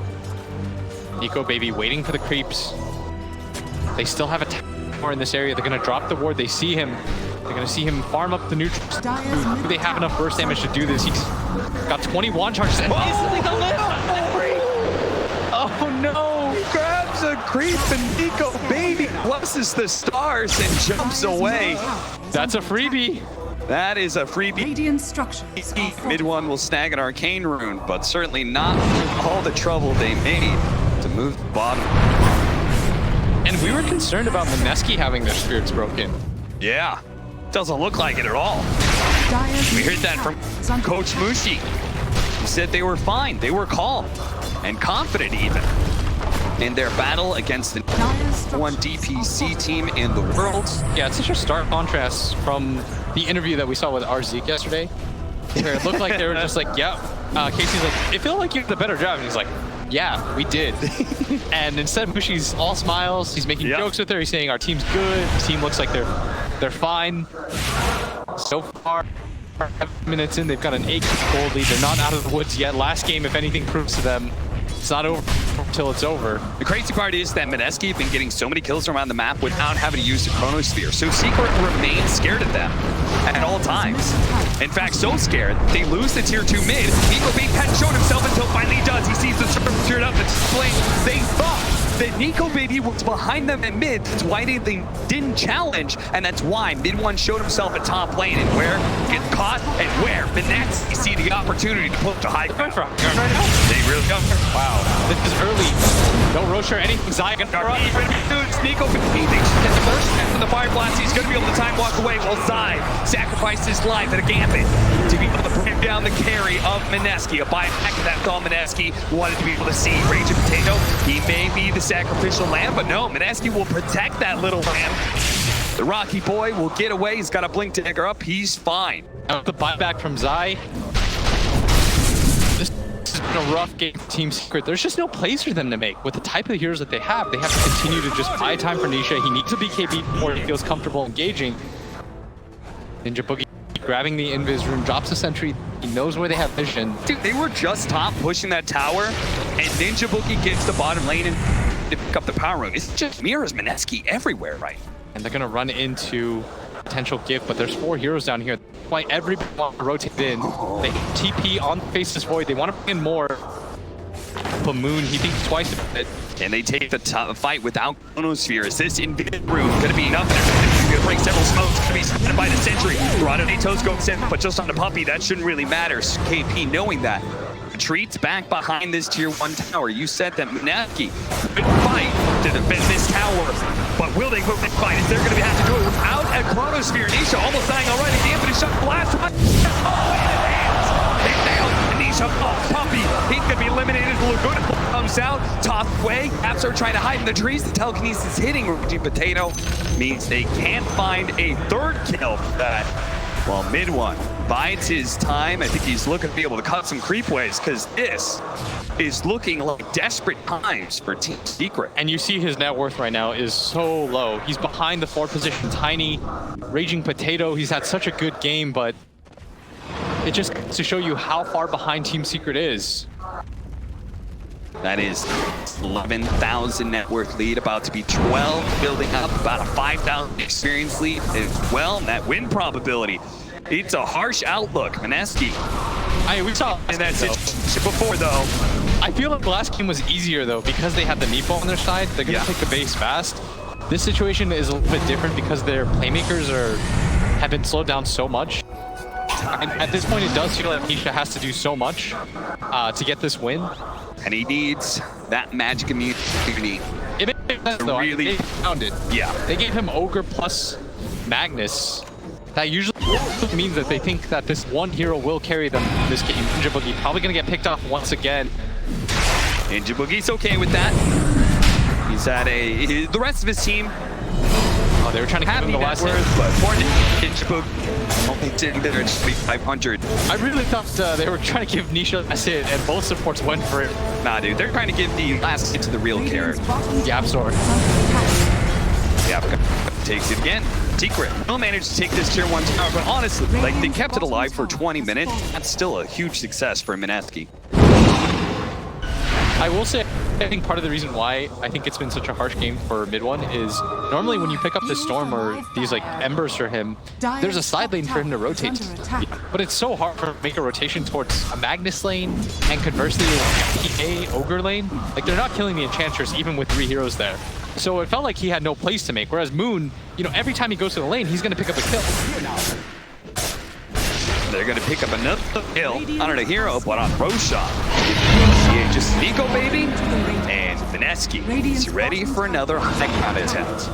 They immediately smoke up too, just to see if they can get They're smoking because initiation. Moon TP'd at bottom, so they're trying to fool Secret and saying, look, it's a 4-on-5. Yep. Especially considering this Moon Lina has Boots of Travel and Shadowblade, so he can move his way around the map super fast. That's why they're going to try and catch something here, but it looks like it's only going to be Puppy if they can get the bash. Sadly, that's not the case for Nico, baby. And Secret, they need to take advantage of the time that they were smoked.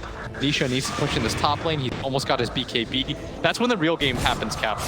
He can win a fight with BKB, it changes everything. If he can't, I don't know if he has a base to farm another item after that. This BKB is make or break right now, Team Secret.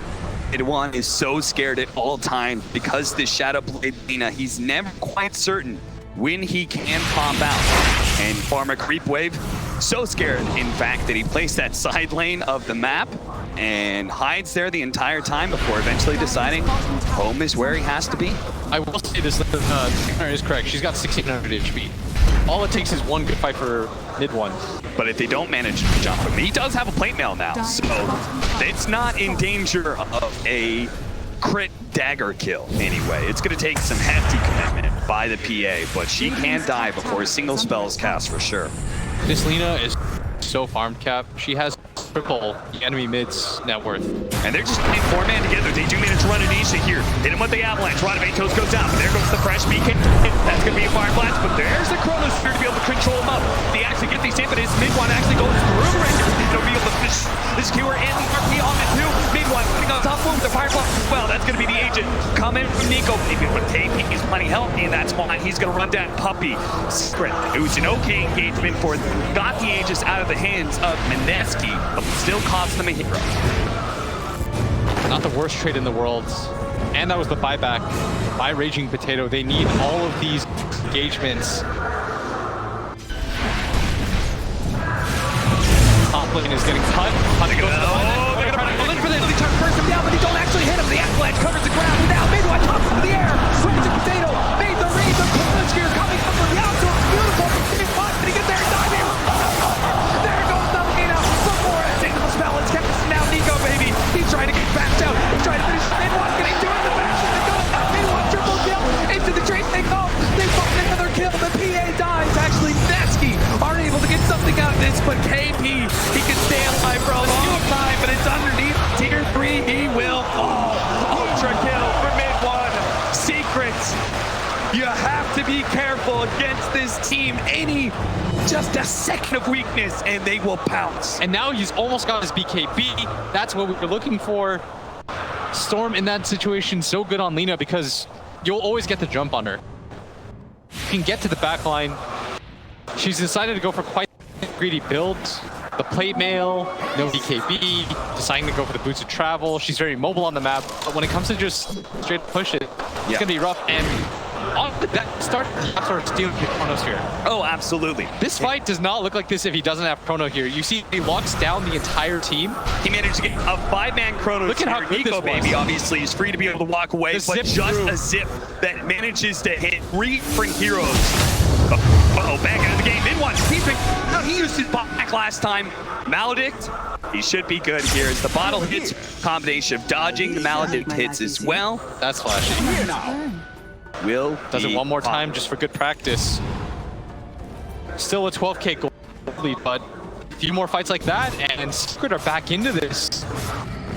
But they can't afford a fight exactly like that. This time around, Mid-1 will not have buyback, and we'll see what MINESKI does with that information. Are they going to play for that aggressive win?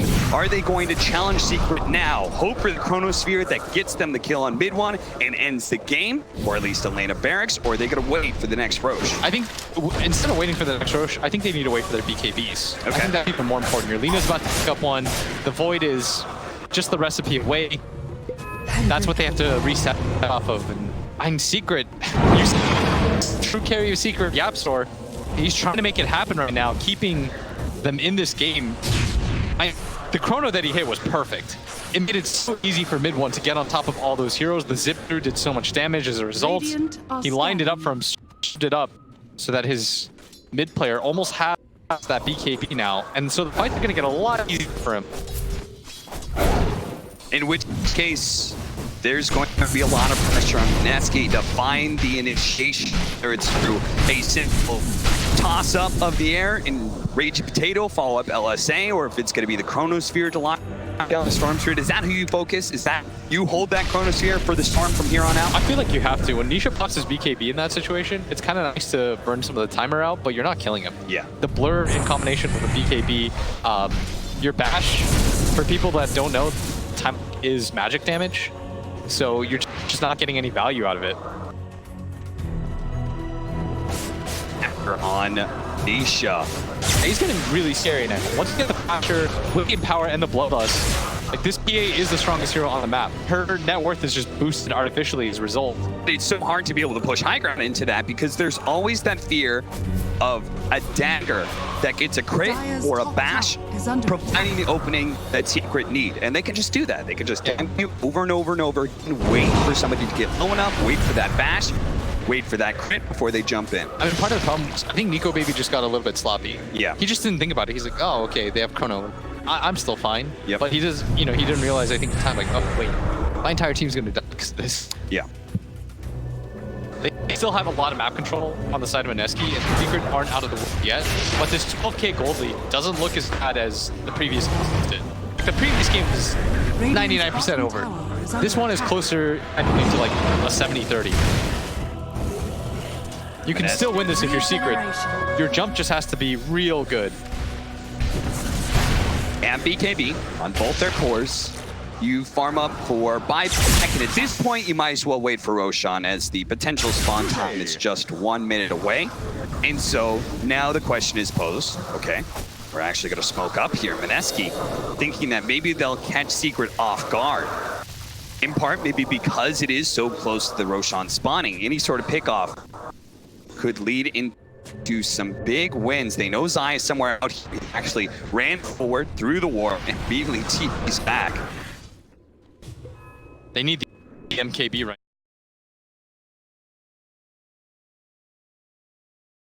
Well, that's a ways away. Nico B. Actually, no having way just to deal with completed the Mjolnir. None of them are even close to the MKB. Yeah. So yeah, Nisha's game continues to look pretty good. He's 0-3, but I mean, they're putting all hopes on him.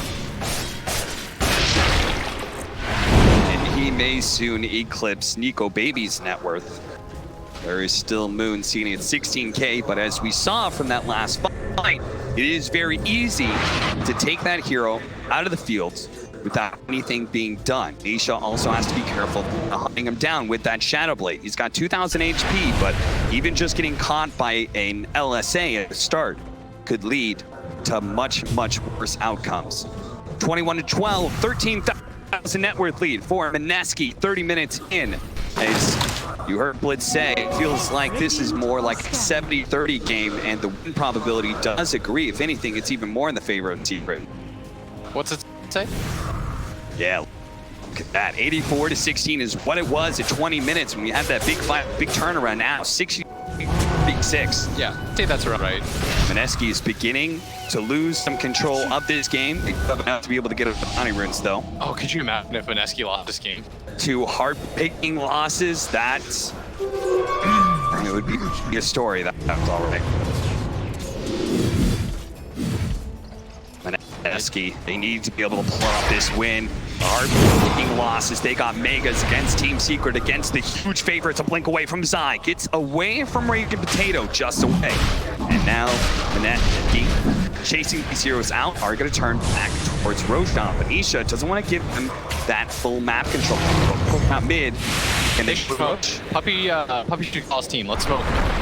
This is a good fight for them. They've got a Storm Spirit. They're calling one over. Smoke by the Trine. It's gonna be too late. This is gonna be too late. The Roshan's gonna fall so quickly. Look at this. 1,000 HP. It's gonna die. And what are the Secret gonna do with that information? Are they still gonna go for the engagement? Are they gonna think MINESKI will be sloppy in their positioning? They hold in mid lane, waiting for someone to step out a little bit too far. Is that Raging Potato? Is he gonna be the one who steps a little bit too far from his team? Sure enough, telekinesis and a quick assassinate Nisha. Nico Baby, he's not too far away. Secret, run to the right instead of running down lane. Oh, that had the Chronosphere. He tells MINESKI mid watch off the edge. Nico Baby pops the BKB, but the Chronosphere stolen by Yaptor. Can he turn this around? Mid-wad dies just as the Chronosphere fades away. Yaptor looking to be able to turn it, has telekinesis. Fear, your Scepter Zai immediately throws out the RP, locks down, getting low. BKB activating. He's having a hard time. They do it. He's looking to be shut up.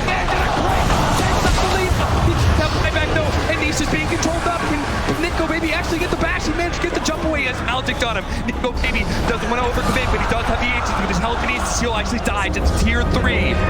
But does not buy back. She can join her team if she wants to in this push. I don't think Moon wants to get into a position where he buys back and they have to race again. That was the Aegis used. They've got to reset off of this. And so once again, with the Chrono Steal, the positioning of it was perfect. The toss forward, the skewer back. KP, can they actually get another crypt to force that away? Nico Baby looks to be able to slow down Nisha. The Rock Matos actually gets him in PA stuck. KP starts getting up. Now the paralyzed gas. Ninja Boogie. Locked down. He will fall. No buyback there. 19k gold lead, 3 heroes down. Nico Baby going for the melee racks. They're in such a good position right now. All they have to do, take the racks, reset. The Storm's about to be alive. Secret, they've got to be careful though. They've got no big spells to defend with no RP. And now, okay, now they've learned, surely. Is under attack. Blitz Dota, if you could go back in time and change one thing about your life, what would you do? MINESKI, they're certainly contemplating that question. Is that last game and the choice around the Megas and up losing them the game against the favorites in Team Secret. They've learned their lesson. They're going to go back in time here with the game 2, try and play it even safer than they did in game 1. That was a real question. No, I'm not actually going to ask you that question. That's a little too deep for this broadcast. Oh, no, I instantly have an answer. Oh, what's that? I'd say, yes, ODPixel. I'd love to know. 26-14, MINESKI holding a gigantic lead. Radiant are scanning. But there's still that window. There's still that sliver of chance. Team Secret. So they're gonna caught here. Nico Baby, he knows it's somewhere around here, but he doesn't find mid one. He jumps into the shrine area. Fair enough. They'll just take the objective instead of claiming a hero. This does Maybe not. strangely feel like deja vu. Look at them. Look how safe they're playing. They say nine is good enough to take right now. They have a double damage on the ground. You gotta feel for them. They look so skittish. Look at him. He's just like, wait, I'm not going to take this DD now. I'm going to bottle it up. I'm going to every little thing that every pro player does to make sure we enable a win here. This is adorable, because I think if last game hadn't happened, yeah, they would have sort of just gone for it. Oh, yeah. Like, if you're 1-0 against Team Secret, I bet Moon buys back. They push high up together. Try 2 sets or something like that. Yeah. But instead, they are they're checking all the boxes because Team Secret is always dangerous. They're so wily. Yeah, that's a good point. How much of this is just Team Secret? The team, the legacy. By the way, I think the game might have been over if Nisha doesn't get the crit there, because Moon had the cheese. He would have reset that fight hard. It would have been over if Yapzor doesn't position the Chronosphere just right, that a melee hero can reach through the Chronosphere and hit the Lina. His split-second timing was phenomenal. And right now, Zai, he's got a 4-staff, he's got a Blink Dagger. He needs to hit a pretty big RP. You can't keep relying on Yapzor to steal Chrono and then hit the perfect Chrono. Yeah. Surely he's not going to do it 3 times in a row, right? I'm super down to see it, but if you're Secret, you're like, yo, a 3rd time? Yapzor, just one more? You think you can do that one more time for us? Can Secret pull out the miracle? Can Yapzor do it? One more rabbit out of the hat. Number 1 and 2 is enough, it seems. This was a Deso Rubik that we saw in the last game, right? Yeah. I mean, that's sort of clutch decision making in that sort of high pressure situation. Cool idea by Yapzor to be able to buy that item and help them time walk and get the person over to the other side. But everyone from MINESKI is here, and they've just been gifted a kill in Yapzor. When he dies, he dies fast. Yes, and it's he the does. instant D ward. Yapzor was just trying to get out, place aggressive vision for his team so that they could do something. Oh, this is big. Abyssa Blade for Nisha. Now he jumps one of those heroes. Maybe the PA, maybe the Lina. Instant disable into potentially one-shotting that hero. I think he needs armor right now. He wants to survive this. He doesn't really need a BKB. He's being focused like that, but yeah, some armor would help his cause. They already have the Shivas on, so maybe it's low focus for 4 KP. By the way, check out mid one is going for. I think he's kind of sold out on this pistol. He's like, guys, I'm not carrying this game. No. But I can try to make this game easier for everybody. I can give you a mini RP. Yeah. I mean, the right kind of clump up, whether it's the RP or this Aghanim Scepter from the Storm Sphere, could mean that Nisha comes in with that cleave, with that empower.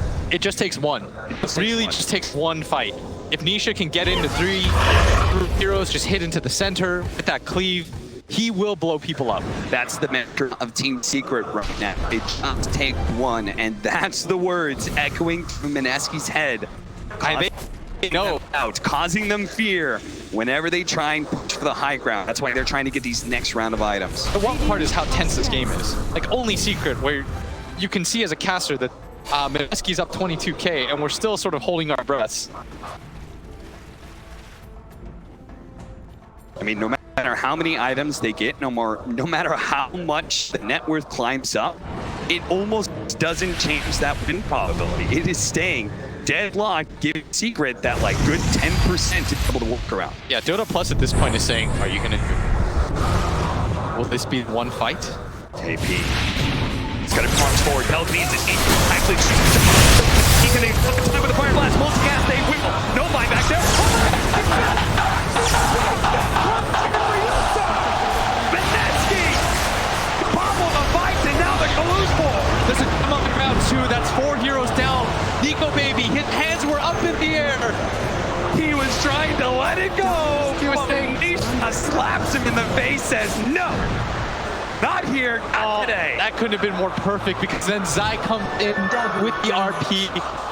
Radiant's middle tower is under attack. Do you believe in that 10%? Radiant structures are fortified. I told you, it just takes one fight. MINESKI. Oh. They're going to start losing some towers. Everything is still fine, though. Don't panic. MINESKI still hold the lead. The game is still in their favor. And they can still pull out a 1-1 and push this to a game 3. They might have to be forced into a buyback situation right now. It's still really healthy on its timing. They don't have a buybacks. They don't have it on Nico Baby. They don't have it on Rage Potato. So they just maintain the vibe to the mid lane of Barracks. They're actually going to take the full set first. The double damage wears out. LSA leading the way. Just a bit of damage on Anish, trying to force something out. He does have a BK and a Abyssal Blade ready to go, but there you go. Melee Barracks falls. Oh, both teams are now even. We One rack are apiece. even. I thought it was going to take the first full set. Yep. Oh, And MINESKI, that gold lead. Let's see it. Bring it up for me. it has been plummeting downwards. 13,000 lead only for MINESKI. It hasn't quite updated yet. Almost dead even. But look at this. Moon, he's hunted open. It's a massive one. If he can lead the kill. And one more. He doesn't jump away. He gets the kill. But can they force the buyback and not get caught for the Eagle Scepter of the Avatar? Needs to be LSA. If they got another Moon, he's going to start backing away a little bit. He's a bit scared. He doesn't have his team behind him. He knows there could be a buyback for the Storm Spirit. Does not want to let that pick.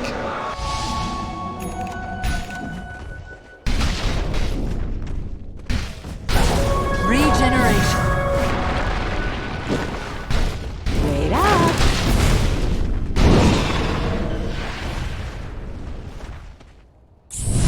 Trying to get that chrono out.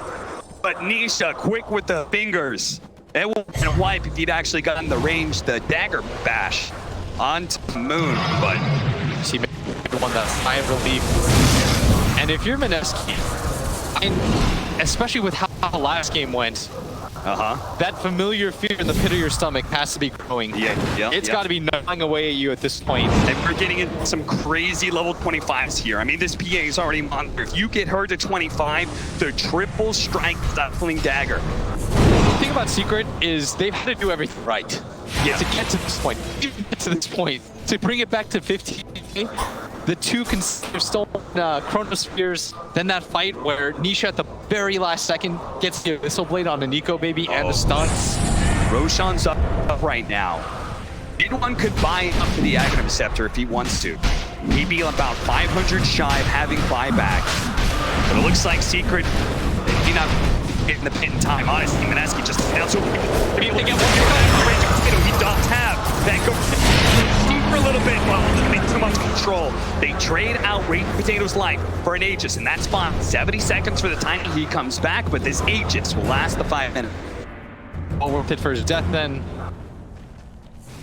Yes. 13k now.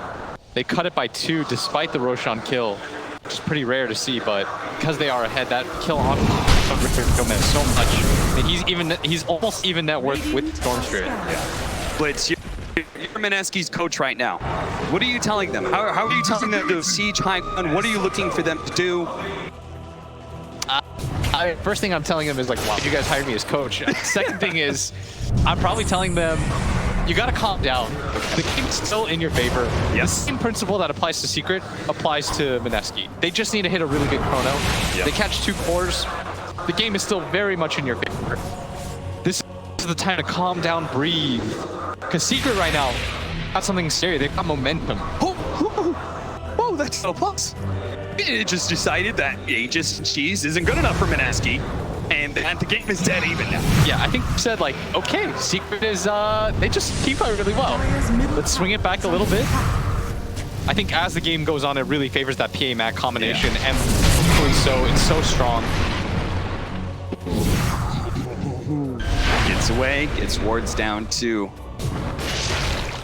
Should have knowledge that there is vision there. There's no other reason that the Ogre is that far in. There's a lot of items on Nico Baby. He's got 8 Aegis, Refresher Shard, BKB Sid 10. All of these items, 3 of them being activatables, need to be used in this next fight because Secret will have the advantage of buying back when it comes to the high ground push, right? That's the super scary part, that PA and his Storm Spirit can get back into the fight super fast, and it's not simply going to be a 5 versus 5. Yeah, the weird thing about being ahead like this is you almost feel like you have to be the team that pushes in because you want to take advantage of your net worth. But Secret have such a good high ground lineup. It's so scary going through a high ground where you have to fight through BKB piercing abilities. That's a principle that EG held on to at TI5. You know, pick up Universe Enigma or something like that so that you can always deal with when a team goes high ground. Behind by like 10k, you've got a Chronosphere, RP, something along those lines where the other team thinks twice about just blindly going high. It's 20k gold lead. You're just thinking to yourself, okay, let's go for it. What are we waiting for? But in this position, MINESKI's thinking to themselves, it just takes one fight. We've got to be careful. Rod of Atos on an illusion. Say, fine, we'll take that Storm Spirit illusion for ourselves. Smoke from not result in any easy opportunity for them. Instead, oh, this game's stressing me out for both sides. They have to do it the hard way. They just spotted Nisha. Not really, because he's blurred up, but they know that he was in that mid lane. His opportunity, he's found a small one in Puppy. He's gonna try and execute him real fast. He does have the gem, that's why he's trying to pop his head out of the base. Double force down, and Puppy does get wet. That's a Laguna Blade steal by YapzOr. No. Ultimate being stolen by YapzOr. They've already changed the fate of this game. And twice, do it again with this Laguna Blow. This Nico Baby not to see the light of his BKB and Satanic. Ethereal Blade up for Region Potato. Big burst damage. He also has the taunt, requires no targets. That could be a way for him to get heroes out of position when it comes to that high ground push. Maybe even a save too. You can act like a snowball. Yeah. In that regard, try to get your team out. Oh man. Nico Baby is almost level 5 as well. Do you take the 20% backtrack? I'm just imagining he backtrack crit. I think the bubble is too good. The super bubble is so good. We'll have to see. This is just going to be all outfield for Nico Baby. How does he feel this game's going to go? What's going to win him the game?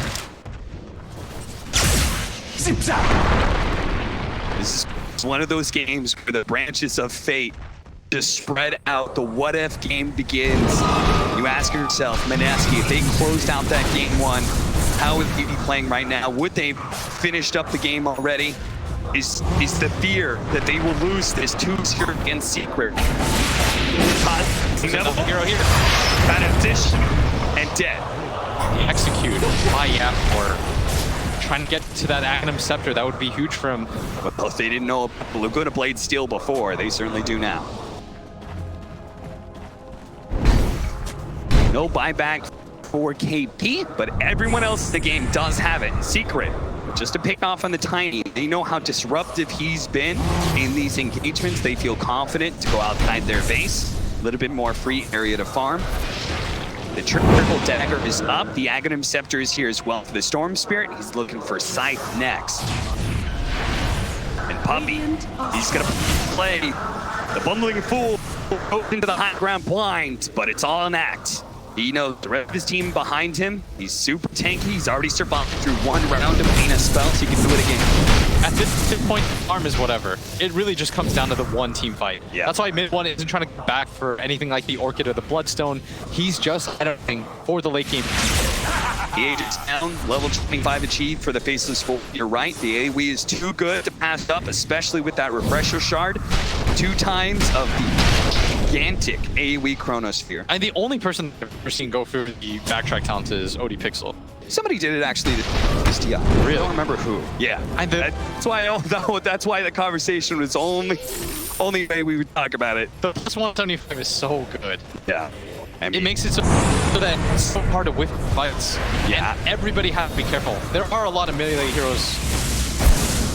like, how do you get into these fights as a Storm Spirit, as a Mag, as a PA?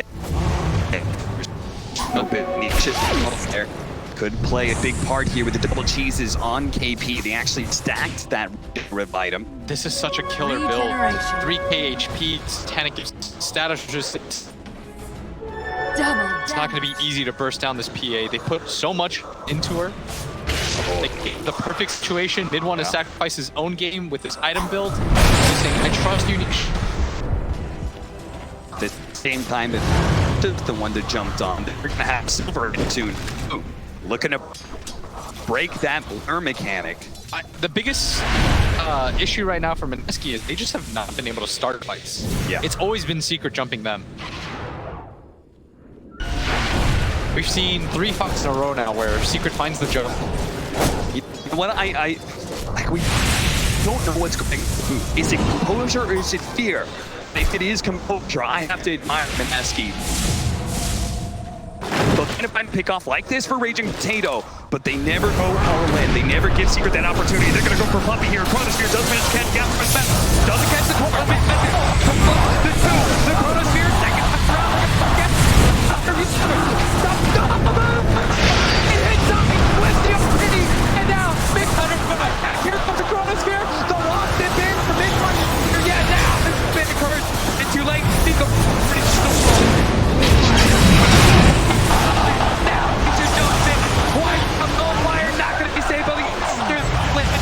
Buyback's already flown out from MINESKI. They can use it on the Lena as well. They will. She's up for KP. He's gonna eat it again. Survive through all this one. Go pick it up again.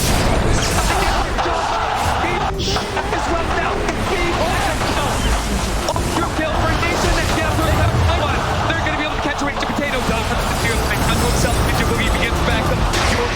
They have no buyback from KP. They're gonna have no buyback from Raging Potato. And the red pig. Even the 10%. Are they gonna be able to go down, Nick, and force 3 versus 5? Unbelievable. They found the double, but Yapster steals it once again.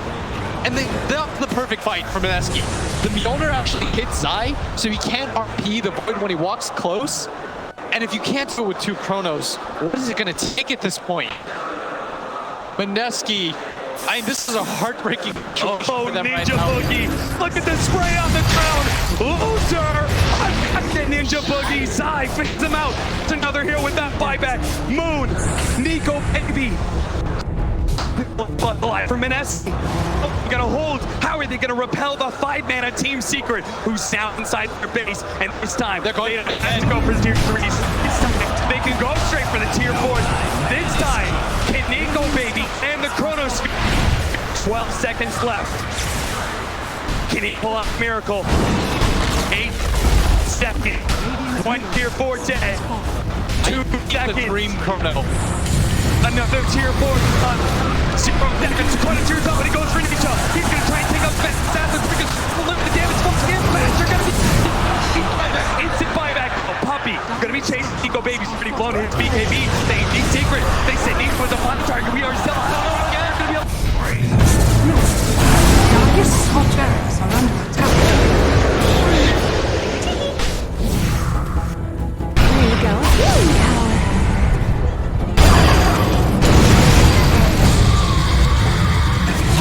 They need the buyback.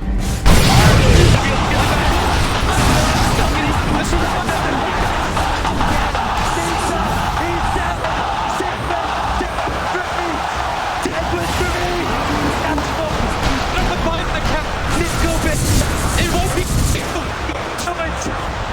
They're gonna be able to run down in. Unbelievable. They actually helped. MINESKI. They're gonna go down mid, and this time, Secret. They're left with the Avatar. Can they make their illusion?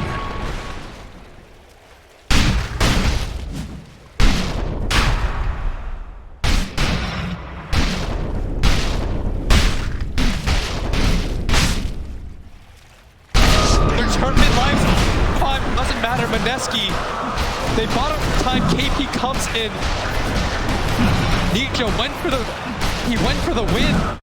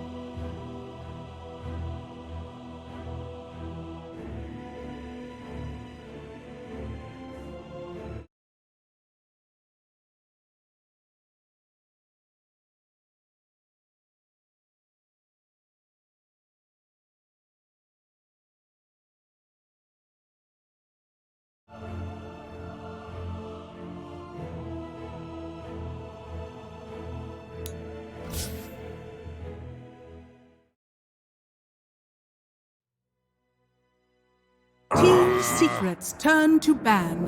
MINESKI and Secret.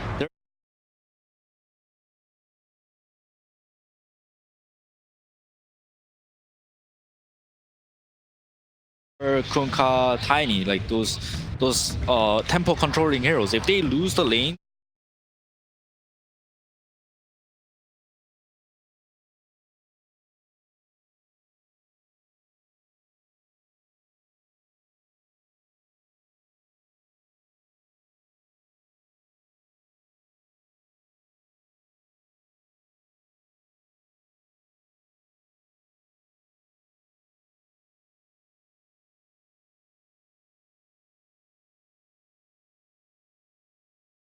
A lot of what these teams do, if you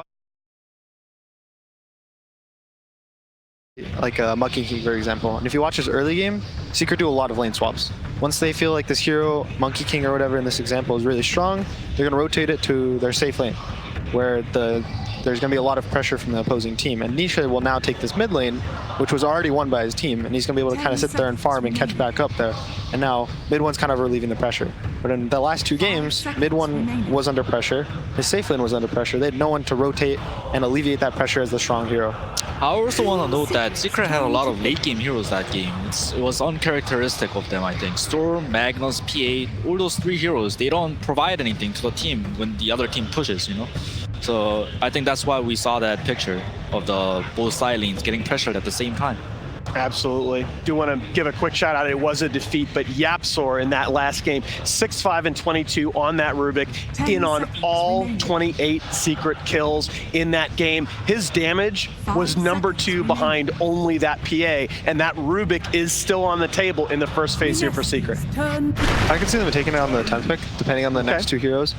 As well, they have this Tiny, right? So this Tiny's open. So Absolute they can kind of like not have to feel forced to pick the Rubik now. They can take it into the second phase because the other team also doesn't want to ban a Rubik in second phase. Absolutely. So you're gonna have a little opening in the draft. And that's one thing that if you compare Secret's drafting from the group phase when they were winning to when they started struggling, they have been picking YapzOr as hero in the first phase almost exclusively, which is not something that they did a lot previously in the season. I think like the first two games, yeah, Secret won the first game, but the quality of the game, it felt like Secret lost. So I feel like they're kind of changing things up a little and they're not giving him the Rubik. Maybe they listened to the panel and like they felt that Tiny like on Potato like did too much. So maybe they're picking it for YapzOr. The one nice thing I like about Team Secret's new bans are they banned the Enchantress. So I think that was one of the big issues with the second game for MINESKI. They have this Enchantress, and he kind of crushes this offlane for MINESKI. So now they're going to have to kind of dig into their bag, reach out another lane-winning offlaner for KP. Like we said, one of his classics is Enigma. They really like him on a position 3 Enigma. He gets to deny creep every wave, but they're going to go back to the classic. And Wraith King is a hero that, Febby, you mentioned coming into the series that you thought was potentially a key for MINESKI, but Secret are going to come back with this Omni Knight pretty good to me against this open both heroes of MINESKI. Yeah. One downside of Omni Knight is it heavily lacks lane push, which Wraith King is very good at, so Team Secret is going to have to pick a lot of lane push. Because I know MINESKI Mushi, I've been playing with him for a few times, and he, as a coach of MINESKI, I'm sure like he's telling his game plan is all about pushing lanes. So one of the cool things about this Omni is some teams run it as a 5 as well. So right now, their 2 heroes are kind of flex picks. They get the mid. The Tiny can be mid, offlane or 4. The Omni can be offlane or 5. But the one thing to note is that mostly when people talk about Secret and their flex picks, they're flex picks to the outside. They're not flex picks on the inside. Yeah. So Puppy has this plan. He says, we're picking this Omni, and this Omni is going to be our 5. You know, and this Tiny is going to be our mid. And he has this like complete idea. And they can kind of change it. You know, if this Tiny gets really hard countered, they'll put it as support. Same with the Omni, right? But unless the hero gets hard countered, he has a kind of set plan, and he wants to kind of move towards that plan and draft around his idea of the game. Absolutely. I mean, we've talked so much about that as the defining characteristic of Puppy. He is the lightning rod. He is the guy that takes it all on his shoulders. And time again, he's delivered, just not yet at TI. Yeah, it seems like with an OD ban and Omni and their arsenals, Team Secret is going to pick something really aggressive for mid one. Something like Slark, Monkey King, those hyper-aggressive heroes that can be at your face. MINESKI banning the Broodmother and the Batrider. They're kind of trying to protect their safe lane and their mid with those two bans. And they pick a AA. That's a kind of classic combo with the Wraith King. People were picking it a patch ago. You can get a cold feed off and then a stun from the Wraith King. The hero's usually going to get stunned at the end. You have a lot of magic damage with your Ogre in the mid to late game, so just a nice, stable hero. The other thing about the AA pick here is it really deters if Secret were looking at the Alchemist. That's probably a deterrent for them. And remember, the game 1 draft, MINESKI did run the Wraith King in the first phase along with the 5th pick out. Do you think it'd be too crazy that they still Alch? That's what I'm saying. I think MINESKI... No, oh, Secret. Oh man, I don't know. That's part of the problem is that, you know, Moon, Mid One has had such a tough time in this tournament. I really worry about picking him a hero that's potentially going to be in real trouble if he gets frostbitten in these fights. But I do like the ET pickup here. It does reveal a little bit more about the roles, right? But this is a hero that, again, we mentioned this hero's record in the early game of this tournament, 17-5 in games that end at the 35-minute mark or earlier.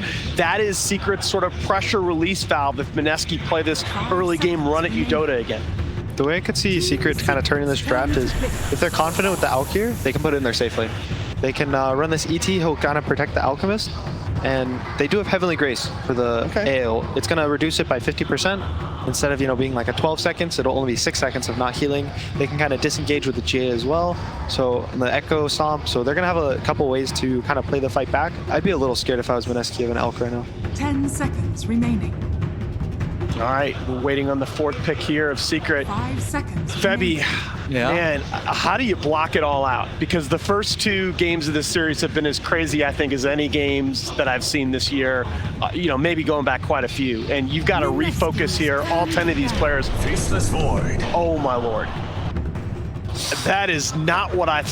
Okay, that's throwing me for a loop. Do you like this Void pick? It is not good against Wraith King and Rasta, but it is good with ET.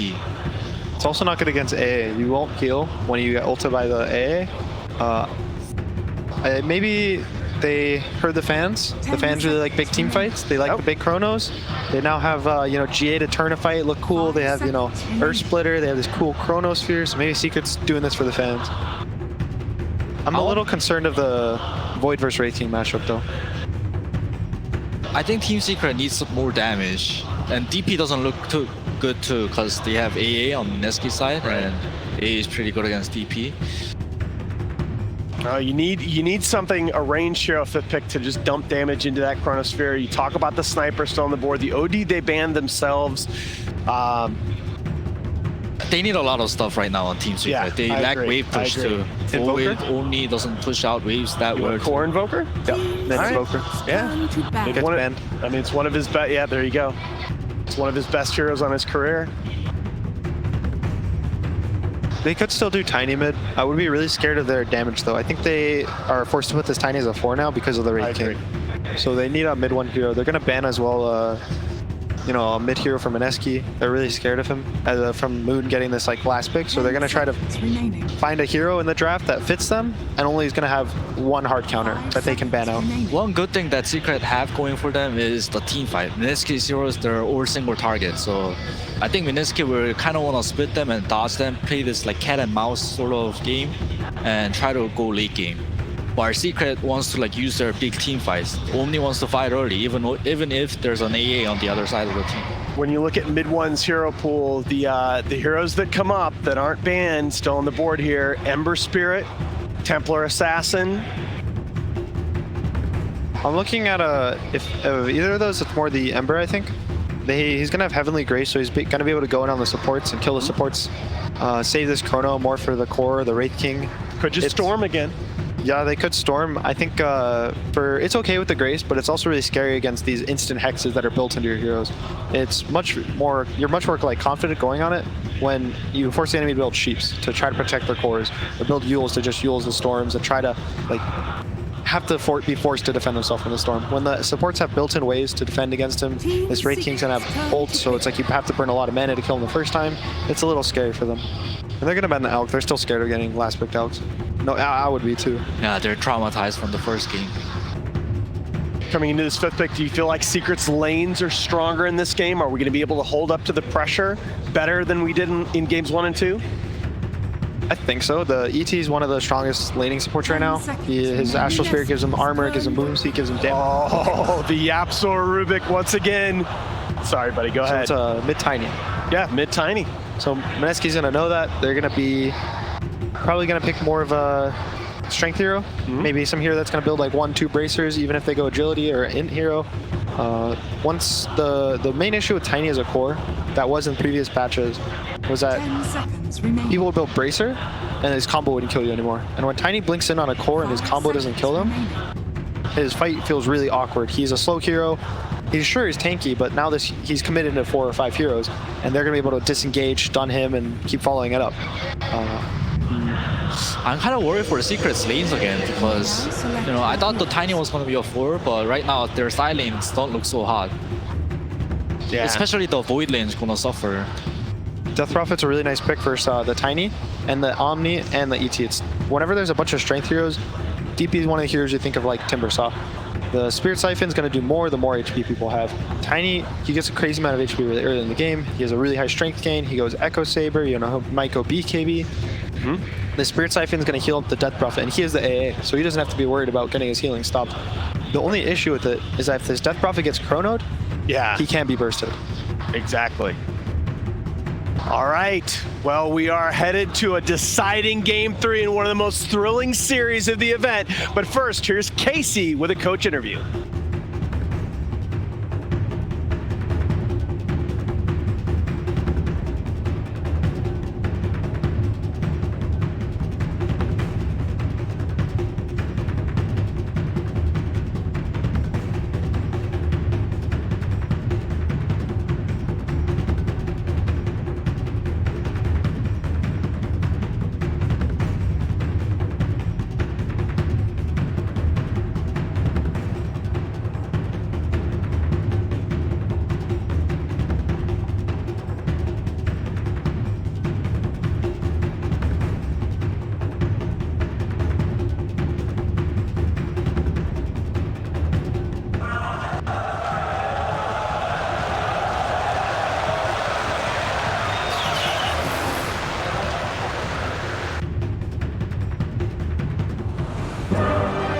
Change of shirts. It's actually just completely dried out. We'll cast in any conditions, Casey. We're like postmen in that regard. But I just want to say, Dota is such a wonderful game, and what truly makes it great is the people.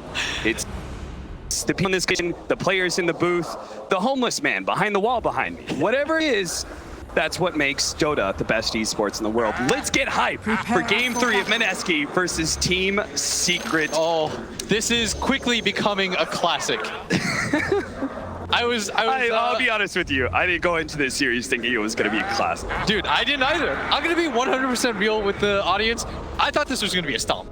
I genuinely thought MINESKI, I was like, all right, like, what am I going to do with all this time I have? You barely managed to beat Na'Vi. Team Secret barely lost to EG. Transitive Property says Team Secret's gonna blow you out. Yeah, you're gonna get get worked. But that's what makes TI.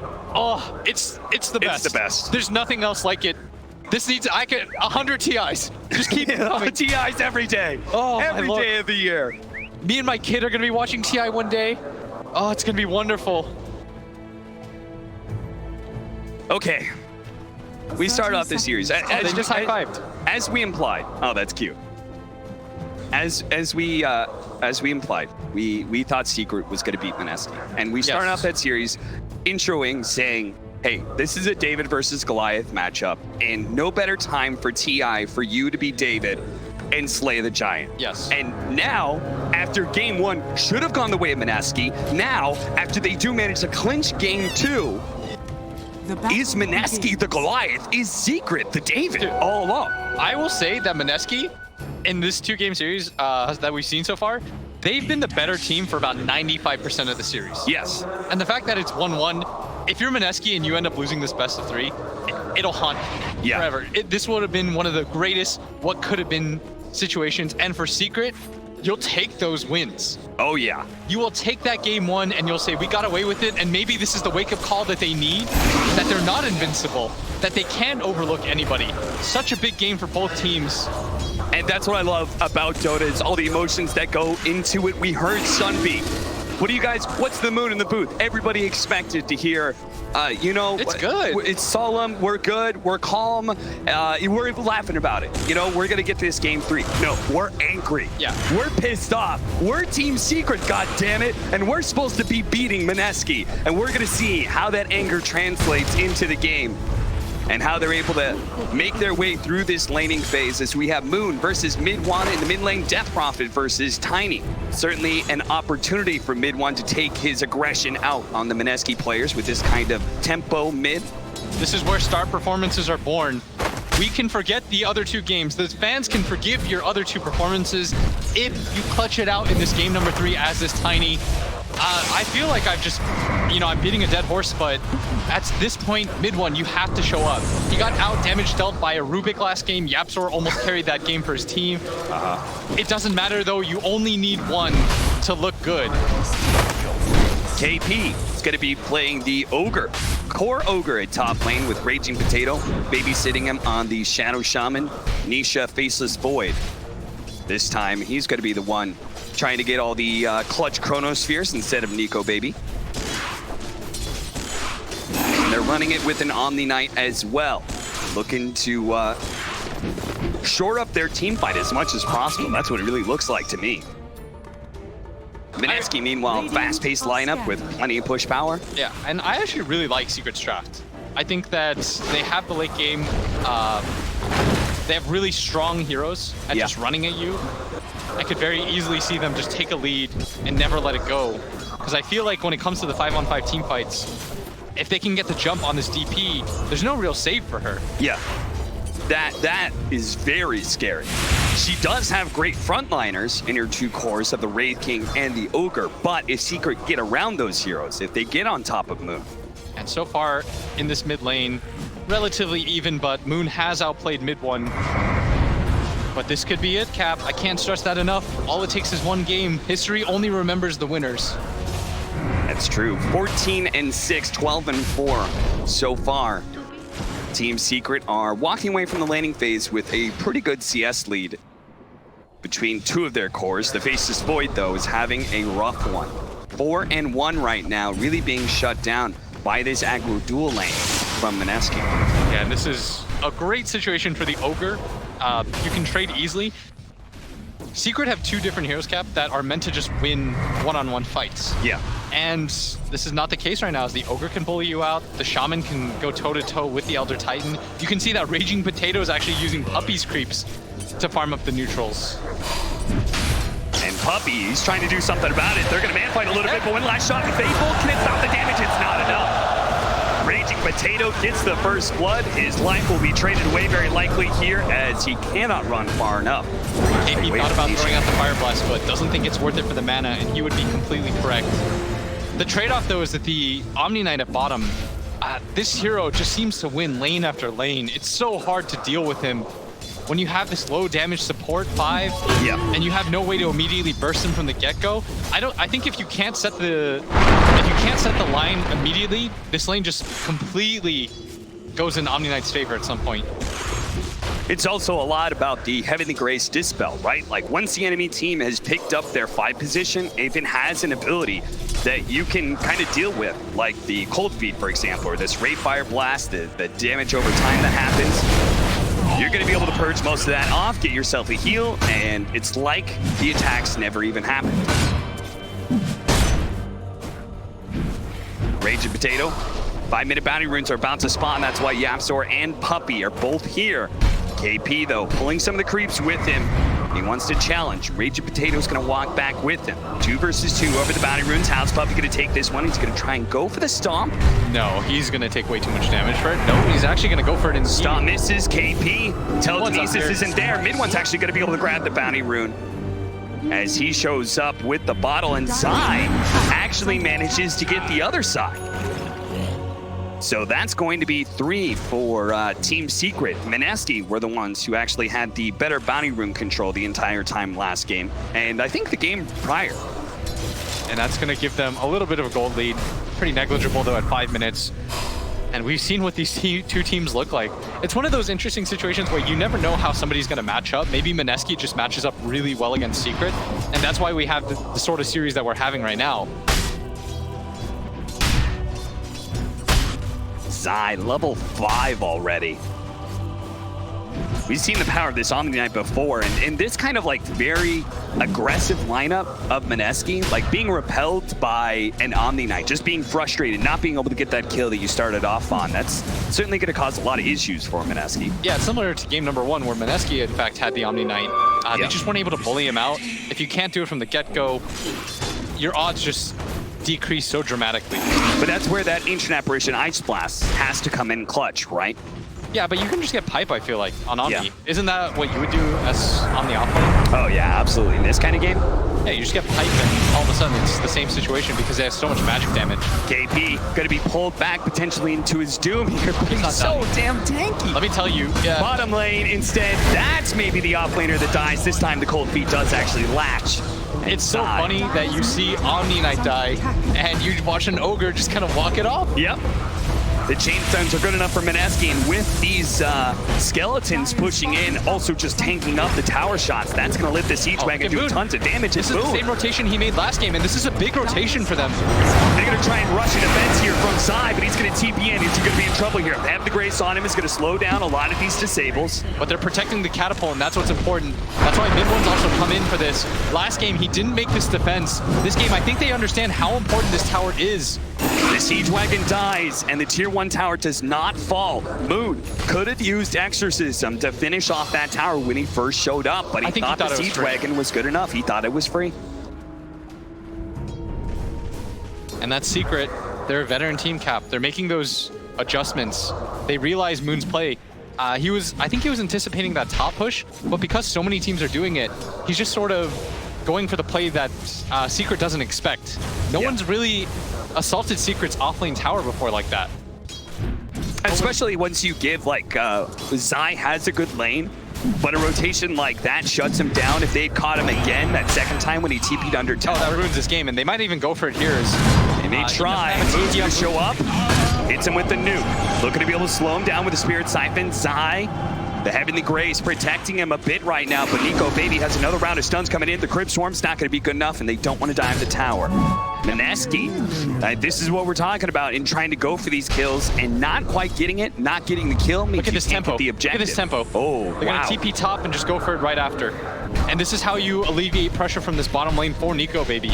If you can't do it in one lane, do it in another. Can Zai get there in time? He's just about to get back to the base. He's going to have a TP scroll soon. Nisha's going to be stunned up, fire blasted. They do have the Hex. That's going to be enough to be able to get the kill onto Nisha. And this Exorcism will be used to bring down a tower. They're outpacing them right now. Yeah. This series, they're thinking 2 steps ahead. And Secret, their focus is on that bottom lane, but suddenly there's somebody top. And you don't even really want to dive this Wraith King because you know he's got ulti, he's got stick charges. If they could take this tower and defend, this would be such a huge boon for them. Dire's top tower is under attack. Part of the reason was used though by the DP. Yeah. Radiant's bottom tower. And that's going to be an opportunity, right? Team Secret, they're not going to be as cooldown dependent early game because their mid is a Tiny, who's always going to be ready to fight. Yeah. But they don't want to trade this cap. They do not. The tower is still healthy enough that you can bring heroes in and try to defend it, and it would extend your game so hard, but they might have no choice. This might be a little bit too late. And that means that core rotation from KP kind of hurts them, right? Yes, absolutely. Now you've got 2 cores on the same side of the map. So that's a win for Secret. It's funny how in Dota you can have these little wins and losses without a hero kill actually happening, just purely due to things like positioning and rotations. 10-minute bounty runes are coming up though, and we're going to see who out-positions the other. We've got Ninja Boogie. He's going to join them for this fight at bottom, but if he dies right away, Mid-One knows he's here. He's trying to hide right now, but unfortunately it's going to be found. The Avalanche Toss is going to be quieted up, but the Purification will get the kill. And that means they have to give up in these 2 bounty runes, which puts pressure on MINESKI to make the play top lane. Oh, they're going to get all 4 of them, Cap. Good stop. Nisha, he's going to run to the other side. 4 bounties for Secret. That's massive. Even though they're leading in kills 3-2. Yeah, they've gotten over 1,500 extra gold off of the bounties on Team Secret side. That's the difference itself. Yeah. AI Splash gonna come in, try to defend this mid tower. Yapstor stealing Bloodlust. Good play with the Siege Wagon hitting the tower. That's a few extra shots. pulling the hard camp here. The Siege Wagon is up there. That means it's going to be a little bit delayed in its push forward. I wonder if MINESKI are going to try and make a play towards that top lane, or if we're just going to see them continue to farm up. Surely a more passive game is that to the favor of Team Secret, because they have this void. Oh, they're actually going to go for the kill on his eye. The Ice Blast is there. NicoBaby holding on to that Wraith Fire Blast. Tries to get a crit, whiffs. Zai does manage to juke into the trees. They're going to spot him one more time down to the heads of the Grace on. They do have the cold feet. They're going to try and chain the stuns here. The purification going out. And, oh man, that status resistance just lets him do so much. But it looks like NicoBaby may just hit too hard. He's got a little bit of mana to be able to work with. Zai's trying to juke into the trees right now. NicoBaby gives up. Zai jukes it away and gets out by just the skin of his teeth. And he is indeed going for the pipe. I feel like there's no better item choice for him at this point. I think what both teams have learned about it is it comes down to the team fights. A lot of the times in these matches, we just see one team rolls over another in the laning phase. But for these two teams, I mean, they know what the mid and the late game look like. Raging Potato likely to go down here. There's two cores up here, but in fact, they actually just retreat for it fully. They don't actually have any aggressive vision on that side of the map, so maybe Secret just feeling like because they don't have vision of the tier 1 tower, the shrine, they don't know if these TP rotations are coming. We know that MINESKI is actually playing a little bit more passive, maybe in part because of the hand of Midas that they have on the Wraith King, here. But the smoke up with Moon, they can play with that core. They're going to try and slow down Yaps over here, get him chain stunned. That's a kill. Is that a tower, though? Yes, absolutely. Oh, mid one's here. They're going to be able to catch the Ancient Apparition. A pick off like that could mean more. Ninja Boogie dies, but the exorcism being used. I'd like them to drop the wards here.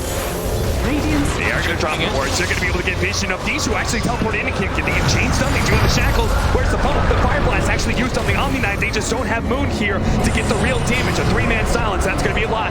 With the Rain Fire Blast onto Tiny. Mid one down to half health already. The tower's taking up some damage as well, but Team Secret, they're healthy enough. They're going to go for the Chronosphere now into the Death Prophet, trying to nuke him down with a toss up into the air. They're going to be able to finish off Moon. A good stomp comes out from Puppey as well. They're going to focus on KP.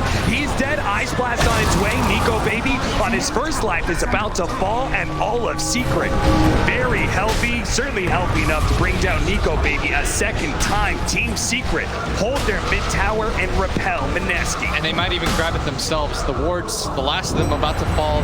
4 heroes up here. Zai, you can see that he's just too strong of a force to be reckoned with at this point in the game. He allows Nisha to get in and out of those fights so cleanly. MINESKI's lineup, in fact, feels a little bit greedy. AA as a support, you're so ulti reliant that you can't really quite get in there, whereas in the backline, Puppey just kept throwing out stomp after stomp. It's a different beast entirely. Their game's certainly a lot easier in some ways, right? With this mid one Tiny making these plays. You saw the way they just, Zai is forced to be fire blasted there. Otherwise, he would have saved Nisha. The teamfight positioning feels really rough right there from MINESKI as well. It didn't really feel like they were half committing. If Moon was able to actually follow up that Shadow Shaman play, get the silence onto the Omni Knight, then maybe KP is able to fire blast down Nisha. There's no Chronosphere. And the fight looks a lot different. And they just have so many tanky boys on the side of Secret. They've got 4 melee strength heroes, or 3, and a void. Zai. They do have the rotation coming in from the Shadow Shaman, so if he comes back, but they're spotted by the illusion. Nisha does deny the mid tower. I don't really know what their solution is right now for Zai. Yeah. Feels like this is going to be an uphill battle for MINESKI. They just need more farm right now, and speaking of greedy, their Ogre's going to go for a Hand of Midas. Their Wraith King has a Hand of Midas. Their 2 supports are a little bit greedier. They're going to run into Zai here, who gets trapped for the time being. Phase boots his way through. The last little bit of nukes, but it's not good enough. Zai, the Ice Blast wears off. Yeah, he's further proving that point for me. Yeah. I mean, he picked up the bounty rune too, by the way. They use so much to try to grab him, but the status resistance in a game like this feels so value. Now, mid one, he's got a fully completed Ags right now, Cap. He has... We're seeing this Aghanim Scepter being picked up faster and faster for these Tinies. Can you explain some of that? I just feel like it's a value item for Tiny. It makes you a teamfight beast. It solves a lot of your issues where, you know, oftentimes Tiny, he falls off because you have to go into melee range. And if you can't burst people down immediately, you just get kited. Well, this item makes it so it's really hard to kite. Nice blast, just poking at him. Gets a little vision, sees what Secret's up to. They're going to stick around for this tier 2 push. If they're backing up, that means the push at top lane of MINESKI should be retreated as well. Yeah, I will say in the previous 2 games, MINESKI had quite a bit of a lead going into this phase of the game. Yeah. I don't know what the game looks like when Secret finally has a post-laning phase lead.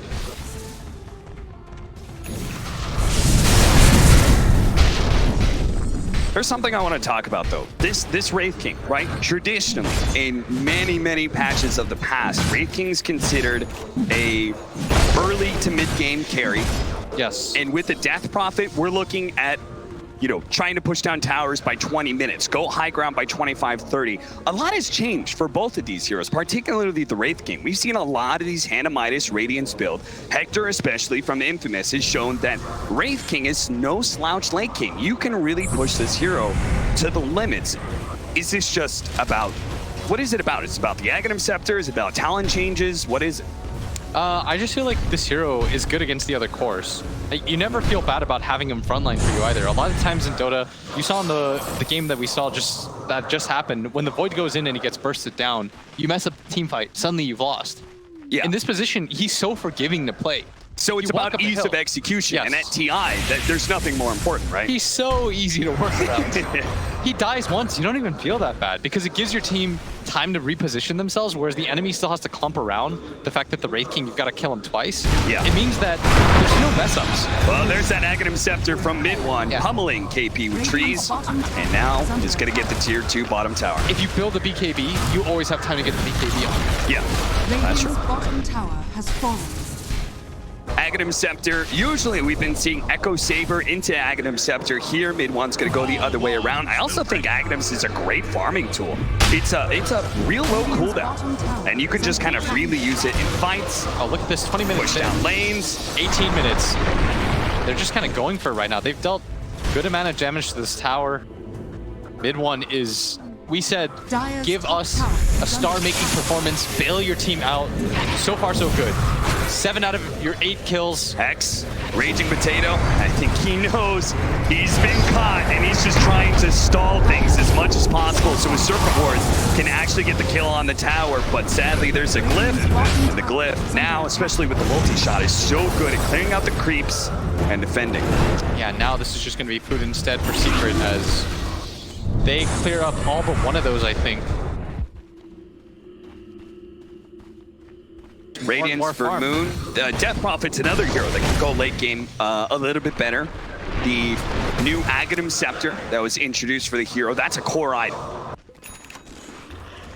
The scary part for MINESKI is, I don't know at what point in the game they're going to win this. Yeah. I mean, if they're not winning it already, right? Yeah, it feels a little bit scary right now. Ninja Boogie. I don't know if this is like an issue of pace. Yeah. Because I felt like previously they had heroes that could just run at you. And Moon had some sort of hero that could just collapse on the side lanes. He could set a tempo. But in this game, it sort of feels like he has to be passive with his DP. It feels like they've gone a little bit away from the principles that led them to success in game number 1 and game number 2. And so now it becomes much more about this Wraith King. Like in the previous game where Nisha had to be the main hero, I think Nico Baby, so much rides on his shoulders. Radiant are scanning.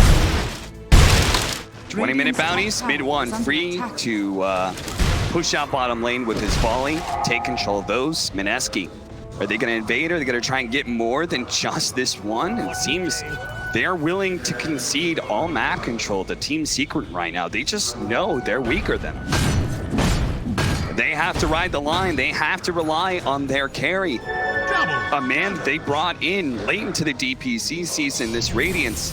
Can Nico change the fate of MINESKI right now? The good news for him is that he is good against the cores of Secret, aside from the Omni Knight. Yeah. Of course, he's going to always be able to survive out the Chrono. And more importantly, he doesn't get bursted by the Tiny. Both upsides for his hero. The only downside is like he's gonna need help. If it means that he, you know, the chrono doesn't do anything for him, Nisha's just gonna say, I'm not gonna chrono you, I'm gonna chrono Moon every single time. Yeah. And that makes Moon's game so hard to play. Is that why he's not, like, he hasn't actually queued up the Aghanim Scepter, which everyone goes after the Yule Scepter. Does he need, like, an early Aeon Disc? Yeah, that's feels so bad. Terrible. I feel like you go Ags, and then you can go for the Aeon Disc. You just have to do it. I'd sort of like, maybe even get the Shivas first. Before the Aeon Disc? Yeah, I'd be okay with that, but I do think you need an Aeon at some point. Oh, he goes Blink instead. Maybe he just wants to fight. They're going to get the Radiance timing, and maybe they just want to run in secret. That's how they want to come back into this game, rather than just pure farming. I mean, the AoE silence can come in really clutch here against this Omni Knight, right? Because you always know the Omni Knight's going to be running forward to protect mid-one, or to protect Nisha, who's been initiated on. It's very good against the Faceless Void. Yeah. Nisha already has a BKB. That's so scary. Means the silence is going to be very ineffective against him. It also means that he's always going to get chrono off. Yeah. Which is pretty disastrous for MINESKI. Pretty much the only one who can stop that outcome is Raging Potato. And I just don't see him getting lasting shackles in these fights. He does have the lens, though. He feels like he's paper. Yeah. And I would say that MINESKI would be all right, but I think this Omni Knight, I've been saying it from the beginning of the game, it might just prove to be too much. Gonna walk up the hill, but they don't have their Death Prophet here. Secret, fighting around their Shine, they've got the numbers advantage. The pipe has been used almost immediately. And Zai, I mean, he ends any thoughts of aggression. He just doesn't care about you. Raging Potato does manage to get the Hex on there, so the Avalanche, the Ice Blast is coming in. They do manage to get the Guardian Angel. That will help protect mid-one. Here comes the Absors, but it doesn't actually nail a whole lot. That's going to be the Ogre going down. Nico Baby still trying to focus on mid-one because they have it in the Grace. Mid-one is actually going to be fine here. Now, we have the Exorcism them out. The Absor does manage to force staff down to the low ground. Moon pursuing, trying to get another Spirit Siphon, this time on mid-one. Can they actually take down this Tiny? Well, they've already lost most of their support. Chronosphere catching them just on the side. Mid-one tries to get away. But Tsunami running down. Nico Baby comes back with his second life, slowed down, and this is going to be the second team fight. Now he's here to die. It's Team Secret absolutely outclassed MINESKI and almost wiped them. And Zai's still chasing. He wants the full team wipe. They're going to extend their lead 7K. The Blink Dagger, I feel like, just doesn't really do anything for you. It helps you evade some situations, but... And what they want to do is get on top, and I would agree if the Void didn't have such a fast BKB, and if you weren't playing against Heavenly Grace. You fulfill those two conditions, maybe you're alright. But as it stands, I mean, they're trying to do what they did last game, which is take these mid-game fights, push in for the towers, but you know, they don't have the firepower, they don't have the heroes. Yeah. You see that team fight again. They thought they just had the burst damage, but a fast Guardian Angel coming out from Zai was so key. It slows down the damage that Nico Baby was putting on a mid-one, and then he just doesn't get enough. The Ice Blast wears out about right now. Yeah, if mid-one dies in that position, maybe the Void doesn't have enough damage, because he only has a Maelstrom.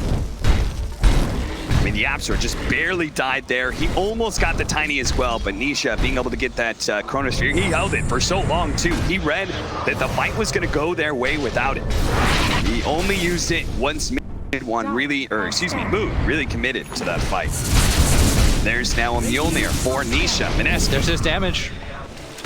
Twice now they've been repelled by Team Secret. At some point in time, you're going to have to start thinking about an exit plan, a plan B. What are you going to do with this game threatening to go late? Yeah, plus I feel like in the previous two games, MINESKI had the vision advantage every single time. Yeah. They de-warded so many different wards. In this game, that top ward saw them coming the entire time, so they knew to be set up for the fight. Small mistake as Secret did not end up denying that top tower, which only had 20 HP. And this is going to secure them 2 bounty runes. I mean, they haven't gone 2 bounty runes in such a long time. Moon's going to go for the plate mail and the Ags, both items that I advocated for. I wanted to see the Ags first into the Shivas, but he opts to go for the plate mail. Yeah. Just a little bit of help. I mean, it is a lot of physical damage. Yeah, like casual plate mail. Yeah, volley build coming out from mid-one. Like, he actually has to worry about the physical damage coming from the Tiny, not from the Faceless Void. Because Void's got a very magic damage heavy build. Mjolnir and his bashes, that's most of his damage right now. Very true, Cap. 5-14, a 7,000 net worth lead for Team Secret. We have not seen them have this kind of lead once in this series. It's only until this game 3 they get mad, and they are just not letting MINESKI get any openings here. One thing though is throughout the season when Secret has any sort of lead, they just sort of go for it. They take fights nonstop, but I think they've sort of developed like this mutual respect. Secret is saying like, MINESKI, you're a good team. You can hang with us. Let's not just throw. Yeah. Raging Potato jumping forward. They're going to try and blow up Yapzor. That is a target you can certainly burst down. That's like mid one target. Mid one, he's hard, but Yapzor, that's easy. And he's got a BKB mid one. I love when your cores still go BKB when you've got an Omni Knight. I feel like it's the worst thing in the world when you purely rely on your Omni to save you in those situations. And it's so hard because then he has like 4 different heroes he has to constantly save. Every BKB that comes out makes Zai's life easier. You're one of the biggest BKB enthusiasts that I know. You always say you have a lead, secure it with a BKB. Yeah. What's the point of having 10k net worth if you don't have a BKB? Yeah. You get Hex once, your 10k net worth. It's gone. You just die. Just like that. Though, how much gold was Yapzor worth? I remember saying this was a 7,000 net worth. Now it's only 5k. He was worth a lot. Their A is worth 2,800, and Ninja Boogie's like most expensive item is his Sling Blade. Life's been hard for him. That's his luxury item right now.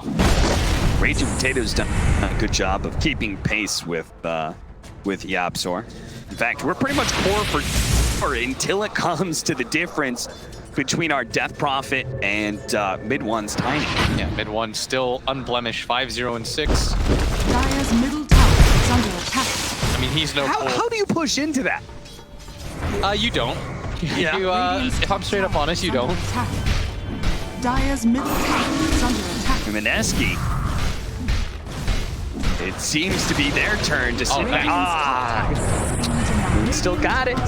The crowd like that. Oh yeah. I mean, an attack, a projectile like Death Prophets, it's not.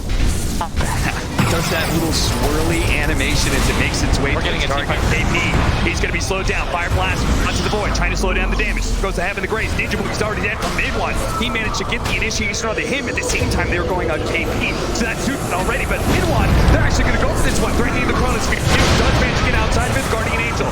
Will protect him against this exorcism, and the lockout on Nico Baby. They're going to try and focus on Moon while they have Nico Baby just naturally die out. The Circle Wards have ended the BKB. They've almost finished off Moon. The volley almost does it, but Death Prophet managed to survive off Field Scepter, and so instead, they're going for the Wraith King, who's had half health. They're trying to play around these swords as best as possible. Blake's healing, going on to Yapzor, Spirit Siphon healing up. He managed to actually heal through all of that one, but Nisha's now locked him down. A ton of damage on Nisha. Quickly stopped by Zai. Gets on the Purification. KB, who came back into this fight, may just exit it just as quickly as Silence goes out. Onto 4 from Moon. They go back into this one. Ice Blast, and they finish him off. He's dead, but the follow-up there comes out from the volley to be able to finish up Nico Baby. Moon, blast down Puppy. They want jump team forward. They're going to be able to get the Omni Knight. That's going to be a wipe. This time, Secret. They challenge MINESKI. They say, we think we're stronger than you. Let's put it to the test, but the buybacks, that's what makes the difference. MINESKI use 3 different buybacks, but it wins them the fight, and it just might win them Roshan. They Rosh. If they could Rosh, this would make it worth it. If they can't, then all you really did was make it so that the fight went even. And they're going to ping into Roshan. They know what's up. I mean, it's not very quick, though, without the Wraith King. And Moon doesn't have Ags. True, but Secret's not buying back right now. I think they also agree. They're like, we don't think you can do Roshan either. Oh, it's going to be close. They almost have the Aghanim Scepter on Moon, too. That certainly would have helped. Solar Crest is pulling in its weight here. Yeah, this push took forever, but Puppy, does he have a TP? No, he's not going to TP. Yeah, they're just giving it up. A while, but this is a big Roshan. Yeah. Now the gold lead's set to 4K. Moon can comfortably buy Ags without having to worry about having buyback or not. The Axe also means the Aegis is more effective on Death Prophet than it was in the past. In the past, you weren't a good Aegis hero because you were just an Exorcism bot. That's all you were. But now Aghanim Scepter adds a lot of damage to this Death Prophet when she does have her ultimate on cooldown. That was such a go for it maneuver, by the way. Yeah. If it goes poorly, MINESKI lose the game right there. Yep. When they all bought back, and I thought it was going to go disastrously for them when they ran in one by one. Oh, yeah. That's looking a little bit Dude, dicey. Moon TPing in and getting the 4-man silence. I was like, okay. Oh, That's a cool silence, but what are you going to do with it? runs after the Tiny, but isn't able to find anything. I think he was just trying to get him out of that area. Because mid one, of course, still has the BKB, and they still have to be cautious on the side of MINESKI. Yeah. They used a lot of buybacks for that. In fact, they have only one up, and it's on Ninja Boogie, and that's because his net worth is so low that as long as the timer isn't up, he'll have it. AC completed by Nisha. They immediately go for the smoke. They might run into the Wraith King here. They've got to be careful. They're going to dodge the Wraith King. They're going to go for anybody else. If they can actually intercept MINESKI here, in which they go. Nisha? Raging. They're still going to be able to catch Ninja Boogie. Volley will be able to get it. They don't have to sphere here. 2-man silence, but immediately that's going to be cleansed off by Zai. Jumping in the air. Yule Scepter. They want to get out. The numbers disadvantage, I think, is a little bit too rough for them. Yeah. I mean, without the Ancient Apparition, like, how do you deal with this Omni Knight? I just don't think you can. Yes, and that's where you live by the 5AA, you die by the 5AA. That's he's so true. easy to kill, but he's so important for the rest of your team. Ninja Boogie, he came in big time for them in game one with his Witch Doctor. He's going to need better positioning. Yeah, they really don't want to give up three. this tower. They do not, but they just might have to here. 5 seconds up for the Ancient Apparition. You just cannot get multiple hero chronoed, which is easier said than done. Nisha's got the advantage in positioning, but they're going to back out. They're actually going to go for it here. Yule Scepter catching the Omni Knight. Follow-up silence, Ring Fire Blast, and a Hex both being used. 4 stab after 4 stab. And the volley from the high ground. This is going to split their fight in half, plus the ET Spirit. They wanted to threaten for that. It looked like a good timing for them. But Secret, they position themselves very well, and they've got a DD on their Faceless Void. This is going to force them into a fight, regardless of whether or not Moon has the Aegis. With the double damage and the Ice Blast used. Oh, they're going to use the Yule Scepter, dispelling off that double damage. The Ice Blast about to come back up, but first Nisha and mid one try and find their opening. But Raging Potato again with the fast blink dagger away. Now Secret have overextended themselves. They're going to try and catch Yapzor. Puppy managed to get a stop, but it's mid one who's going to get caught instead. They do have the Ice Blast. Danger goes out, BKB and the Guardian Angel. 5-9 damage. They can't bring down mid one anymore. Puppy goes out the Earth Splitter with the Chronosphere as well. It's not going to be able to hit. Can they bring down Moon? It's going to be a close call, but he does fall. Now they're going to turn back into Nico, baby. Never mind, Raging Potato's a better target, but because of the Aegis, they need to be able to get out. But he's been caught in the shackles. Raging Potato, they have their Heavenly Grace. They're going to be able to save these. A little bit more of the silence. No, the force gets away. The force stabs again come in clutch for Team Secret. Mid one inside the pit. He's ready to go back in, but he has to blink out. Raging Potato jumps forward. KP, he's going to be able to get the initiation on mid one. Side. He's trying to make his way to be able to bail off mid one. The Ice Blast comes in though. They bring down mid one. He's dead. They look for more. Sai and Yapzor running him down. Hex on one. Ray Fire Blast quite soon on the other. If they can actually get him double Solar Crest as well, that means that damage from Nico, baby. He's about to bring down the Omni Knight of Zai. He's still going. Stop it. And they're right in front of the base right now. That gold lead has been completely evaporated. MINESKI have, in fact, wrested it away from Secret. They will not roll over. What is happening right now? Moon silence the mid one so we can't actually get the volley off. I can't believe they're going for this tier 3 without the Exodus, and the buyback goes in their retreat. And that's 2 core buybacks that you forced out. They weren't able to get any kills. This was a defensive buyback. MINESKI, they're actually up 1K on Secret. The fights last so long and it got so split. You saw Secret, they were on the low ground. It felt like they were going to be just fine. They were 4-staffing each other 1 by 1, and then they overstayed their welcome. Yeah. If they all just started retreating at that point, they would have been fine. Yeah. But what they did was they looked for the fight after. Because of the exorcism used, they think Chronosphere on Moon, we can go ahead, burst him down. Second life, he won't have the exorcism, but MINESKI still proved to be too strong. And now, the win probability is in their favor as well as the net worth. I can't even believe this game. It feels like a departure from our previous 2, but what a fun one is. I mean, it feels like these two teams just bring out the best in each other. Oh, They're yeah. willing to fight nonstop. The team fights are what determine it all. You get into these crazy 5-on-5 situations that seem to last forever.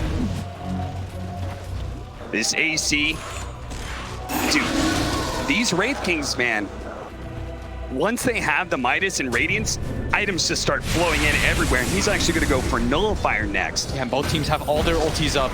Secret, they're looking for the angle right now. Nisha, been heavily graced. He's trying to set... They want to make sure if he does get stunned, that status resistance will let him get off his BKB. And Moon nearly has the Aeon Disc. He's sending the courier back. This would be a massive pickup for him. If they can't just burst him through the Chronosphere, you see how tanky he can potentially be. And his ability to come back into the fight after the Eul Scepter is so good. Crystallis up, mid one. That's a lot of damage now. The Echo Saber, that provides the disable, the slowdown to keep them in the volley, but it's really the Daedalus, or in this case, the Crystallis buildup, that's going to deliver that sort of game-ending Chronosphere into volley combo. Secret have to be so careful, Cap. Dude, They use the two really core do. buybacks. If either of those heroes die at this point... Oh, look at this. A sneaky little play. Raging Potato trying to finish up that tier 3. Not good enough, though. Very nearly does. And this Roshan fight, Cap, is going to mean everything to both sides. If Secret decide to take the fight, it'll be without the buyback They're on gonna the go Tiny for it. They're going to go for it or here. the Omni Knight, Cap. It'll be two core buybacks that they don't have. Team Secret. Will it be hubris? Will they get caught in this mid lane? A lot of them are behind Yapster, but not everybody. First defensive force now. You could see MINESKI not going to take the bait here. They're being patient right now. They don't want to overextend themselves. They just picked up the Aeon Disc, but the Death Prophet just showed himself on that ward. Secret should know about that saving grace. Yeah, that's a big item pickup for both teams. Now you can't just blindly Chrono Moon and hope for the best. You have to position it correctly. So we wait with bated breath.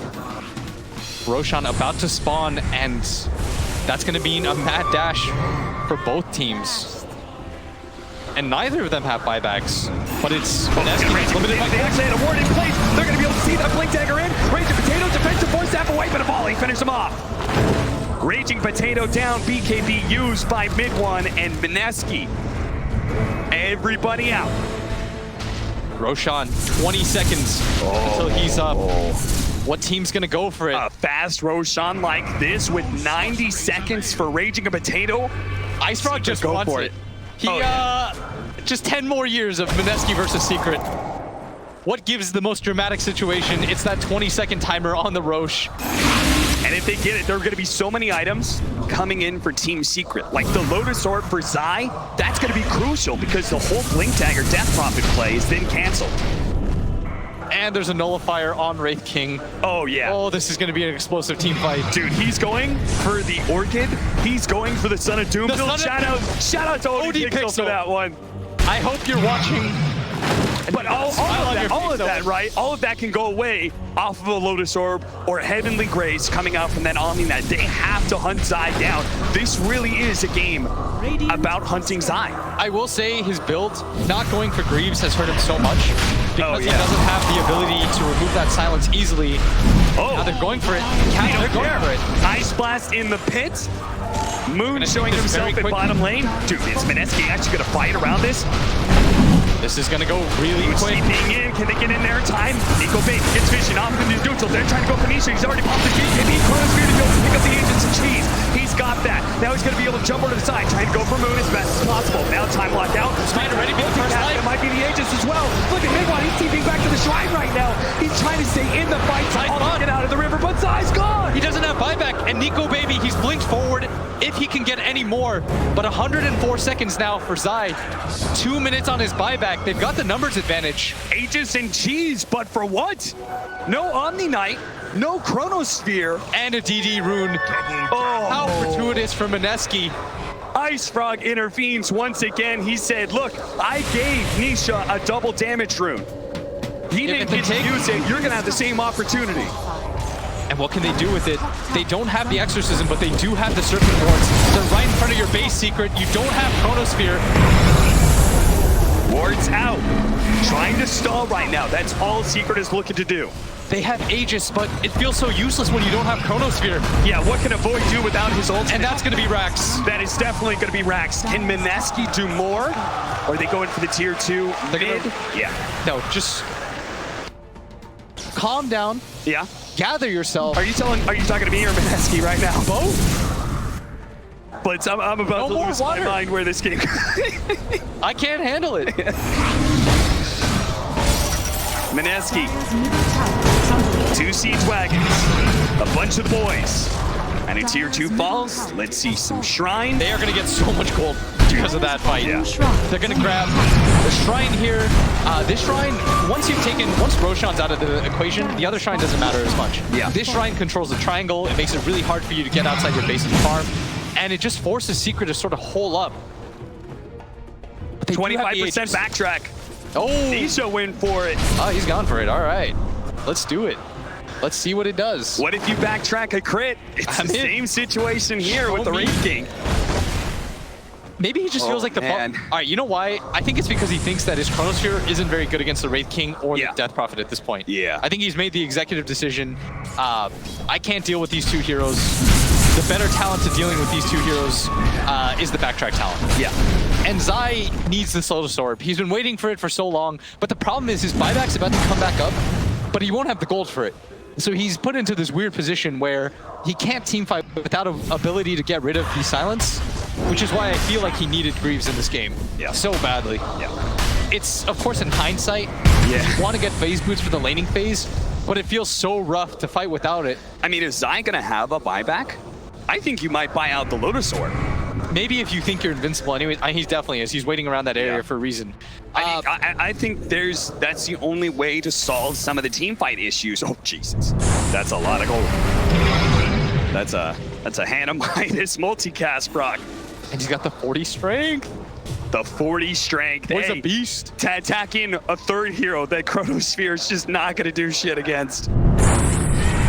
KP right now is walking around with 3,600 HP, 1 billion armor. I think that's what that adds up to.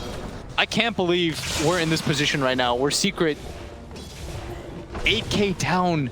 Cap, they were most people's favorites. MINESKI, bottom 2. Yeah. They're about to join Infamous potentially in the top 8. Liquid Dota, where are you at? You had these 2 teams as your bottom 2. And look at that. But the team fight is all that matters. Yapsor, they're going to be more telekinesis on a KP. The first initiation of the Shiva's Chronosphere. It only catches the back line. It didn't actually lock down Moon. He will be able to finish off Potato, who doesn't have half buyback. KP is almost dead, but look at that. Trapped inside the trees. Nisha really goes outside. He's being hunted right now. The Ice Blast takes him out. Nisha looking to be able to finish off KP, but he's so tanky. The Ogre's good. Mid one, pummeling them with the volley. Trying to finish off Spygo, maybe as best as possible, but Moon, he's getting an access to some damage at Fatefall to be able to finish off the Ogre. He does have buyback. Mid one, he also dies as well. Moon's able to chase him down into the high ground. Nisha, man, fighting against an injured lead. He gets 1. Can he get 2? He gets 3, but no. He's gonna die here. He does have Aegis on his 2nd life though. Nico Baby and KP sit on top of him. They need to be able to chase him down. Raven blast 1, Fire blast 2, Ice blast in. That's not gonna hit. The tree volley over the top. They're gonna be able to turn. They're gonna be Ice blast stolen by Yapsor. 1 second for the blink on Nico Baby. And he doesn't the avalanche doesn't hit him now. It's KP's turn. And this is KP's buyback. They have the silence though. By the counter Yule Scepter being countered by the Lotus Sword. Shiva's out. 3 versus 4. Nico Baby. There's all the nullifiers to finish off the pieces point. But again, the 4th tap's gonna be good enough. Who's in the middle of everything? Nisha has the BKB though. They running out of physical damage. Nico Baby is trying to go for mid one instead. But no, he's being checked down. One of them. He's dead. He doesn't have buyback. He doesn't have buyback. He was 1 second away from the Yules. Nico Baby, he'll be able to at least get puppy, but the rest of Secret, they're not tanky enough. They can't actually go for the 2nd life of the Wraith King. But 1 second and Zai is about to be alive.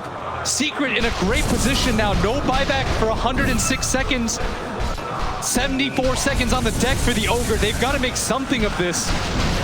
What a turnaround for them as they barely hold in that fight. If that Death Prophet gets Yules off, they're going to win that fight. And she was 1 second away from it. The target fire precision on Secret 1K gold lead now for MINESKI. Oh, my heart. Oh, they're going to try and execute the Faceless Void. They know they are at a disadvantage, but again, the 4 stats. Oh, it's coming. He's got it. With an ice block, with an unsplitter. MINESKI. 4 dead, make it 5. The reincarnation. 1 versus 5. Oh, baby, baby, Nico, baby. You got to get back to the fountain, and you've got to stall Secret, because once again, they're going for your throne. Kinesis pull back, mid one, toss him over to Nisha. And he's just trying to waste time right now in Secret. And they're obliging right now. They're walking away from the tower. They don't have Glyph though. And this is going to be a hard hold. There's no buybacks. He's going to have to do this 1v5. They did it before, 2 versus 5. 10 seconds on for KP, nullifier. On to Puppy, looking to try and execute the cast of the Team Secret, but they can't finish him off. He's still trying to go for it. Secret's just ignoring him. Dancing around. Nico Baby does have the reincarnation, so he's man fighting here. He even wants to die. He needs AoE rain fire blast. That's why Secret aren't finishing him out. The Guardian Angel, good for the throw. It's exposed. Tear goes down. Nico Baby is trying to finish up anybody he can. But Nisha swinging away. They don't do the damage. Another comeback. Unbelievable Victory for Team Secret. I can't believe they pulled this one out. The fight lasted so long. Barely able to pull it out, and Secret, they went for the win when mid one went for the buyback to help out the rest of his team. That could have been the decisive moment where MINESKI wins. They sense blood. They all fought back to try to get that fight done. And instead, it is Secret that walk away with the victory. What makes champions? It's the difference between good and great. Not what you do in practice, but when the lights are on, when you're in the booth, when thousands upon tens of thousands of eyes are watching you and your backs are against the wall. Team Secret, 2 times in this series, had their backs against the wall. The DPC champions. That is why they were the #1. That is why the way that they were able to come back. And that is why they will move forward against MINESKI. And all the props in the world, by the way, to MINESKI. They showed us such great Dota. I mean, they made this an absolute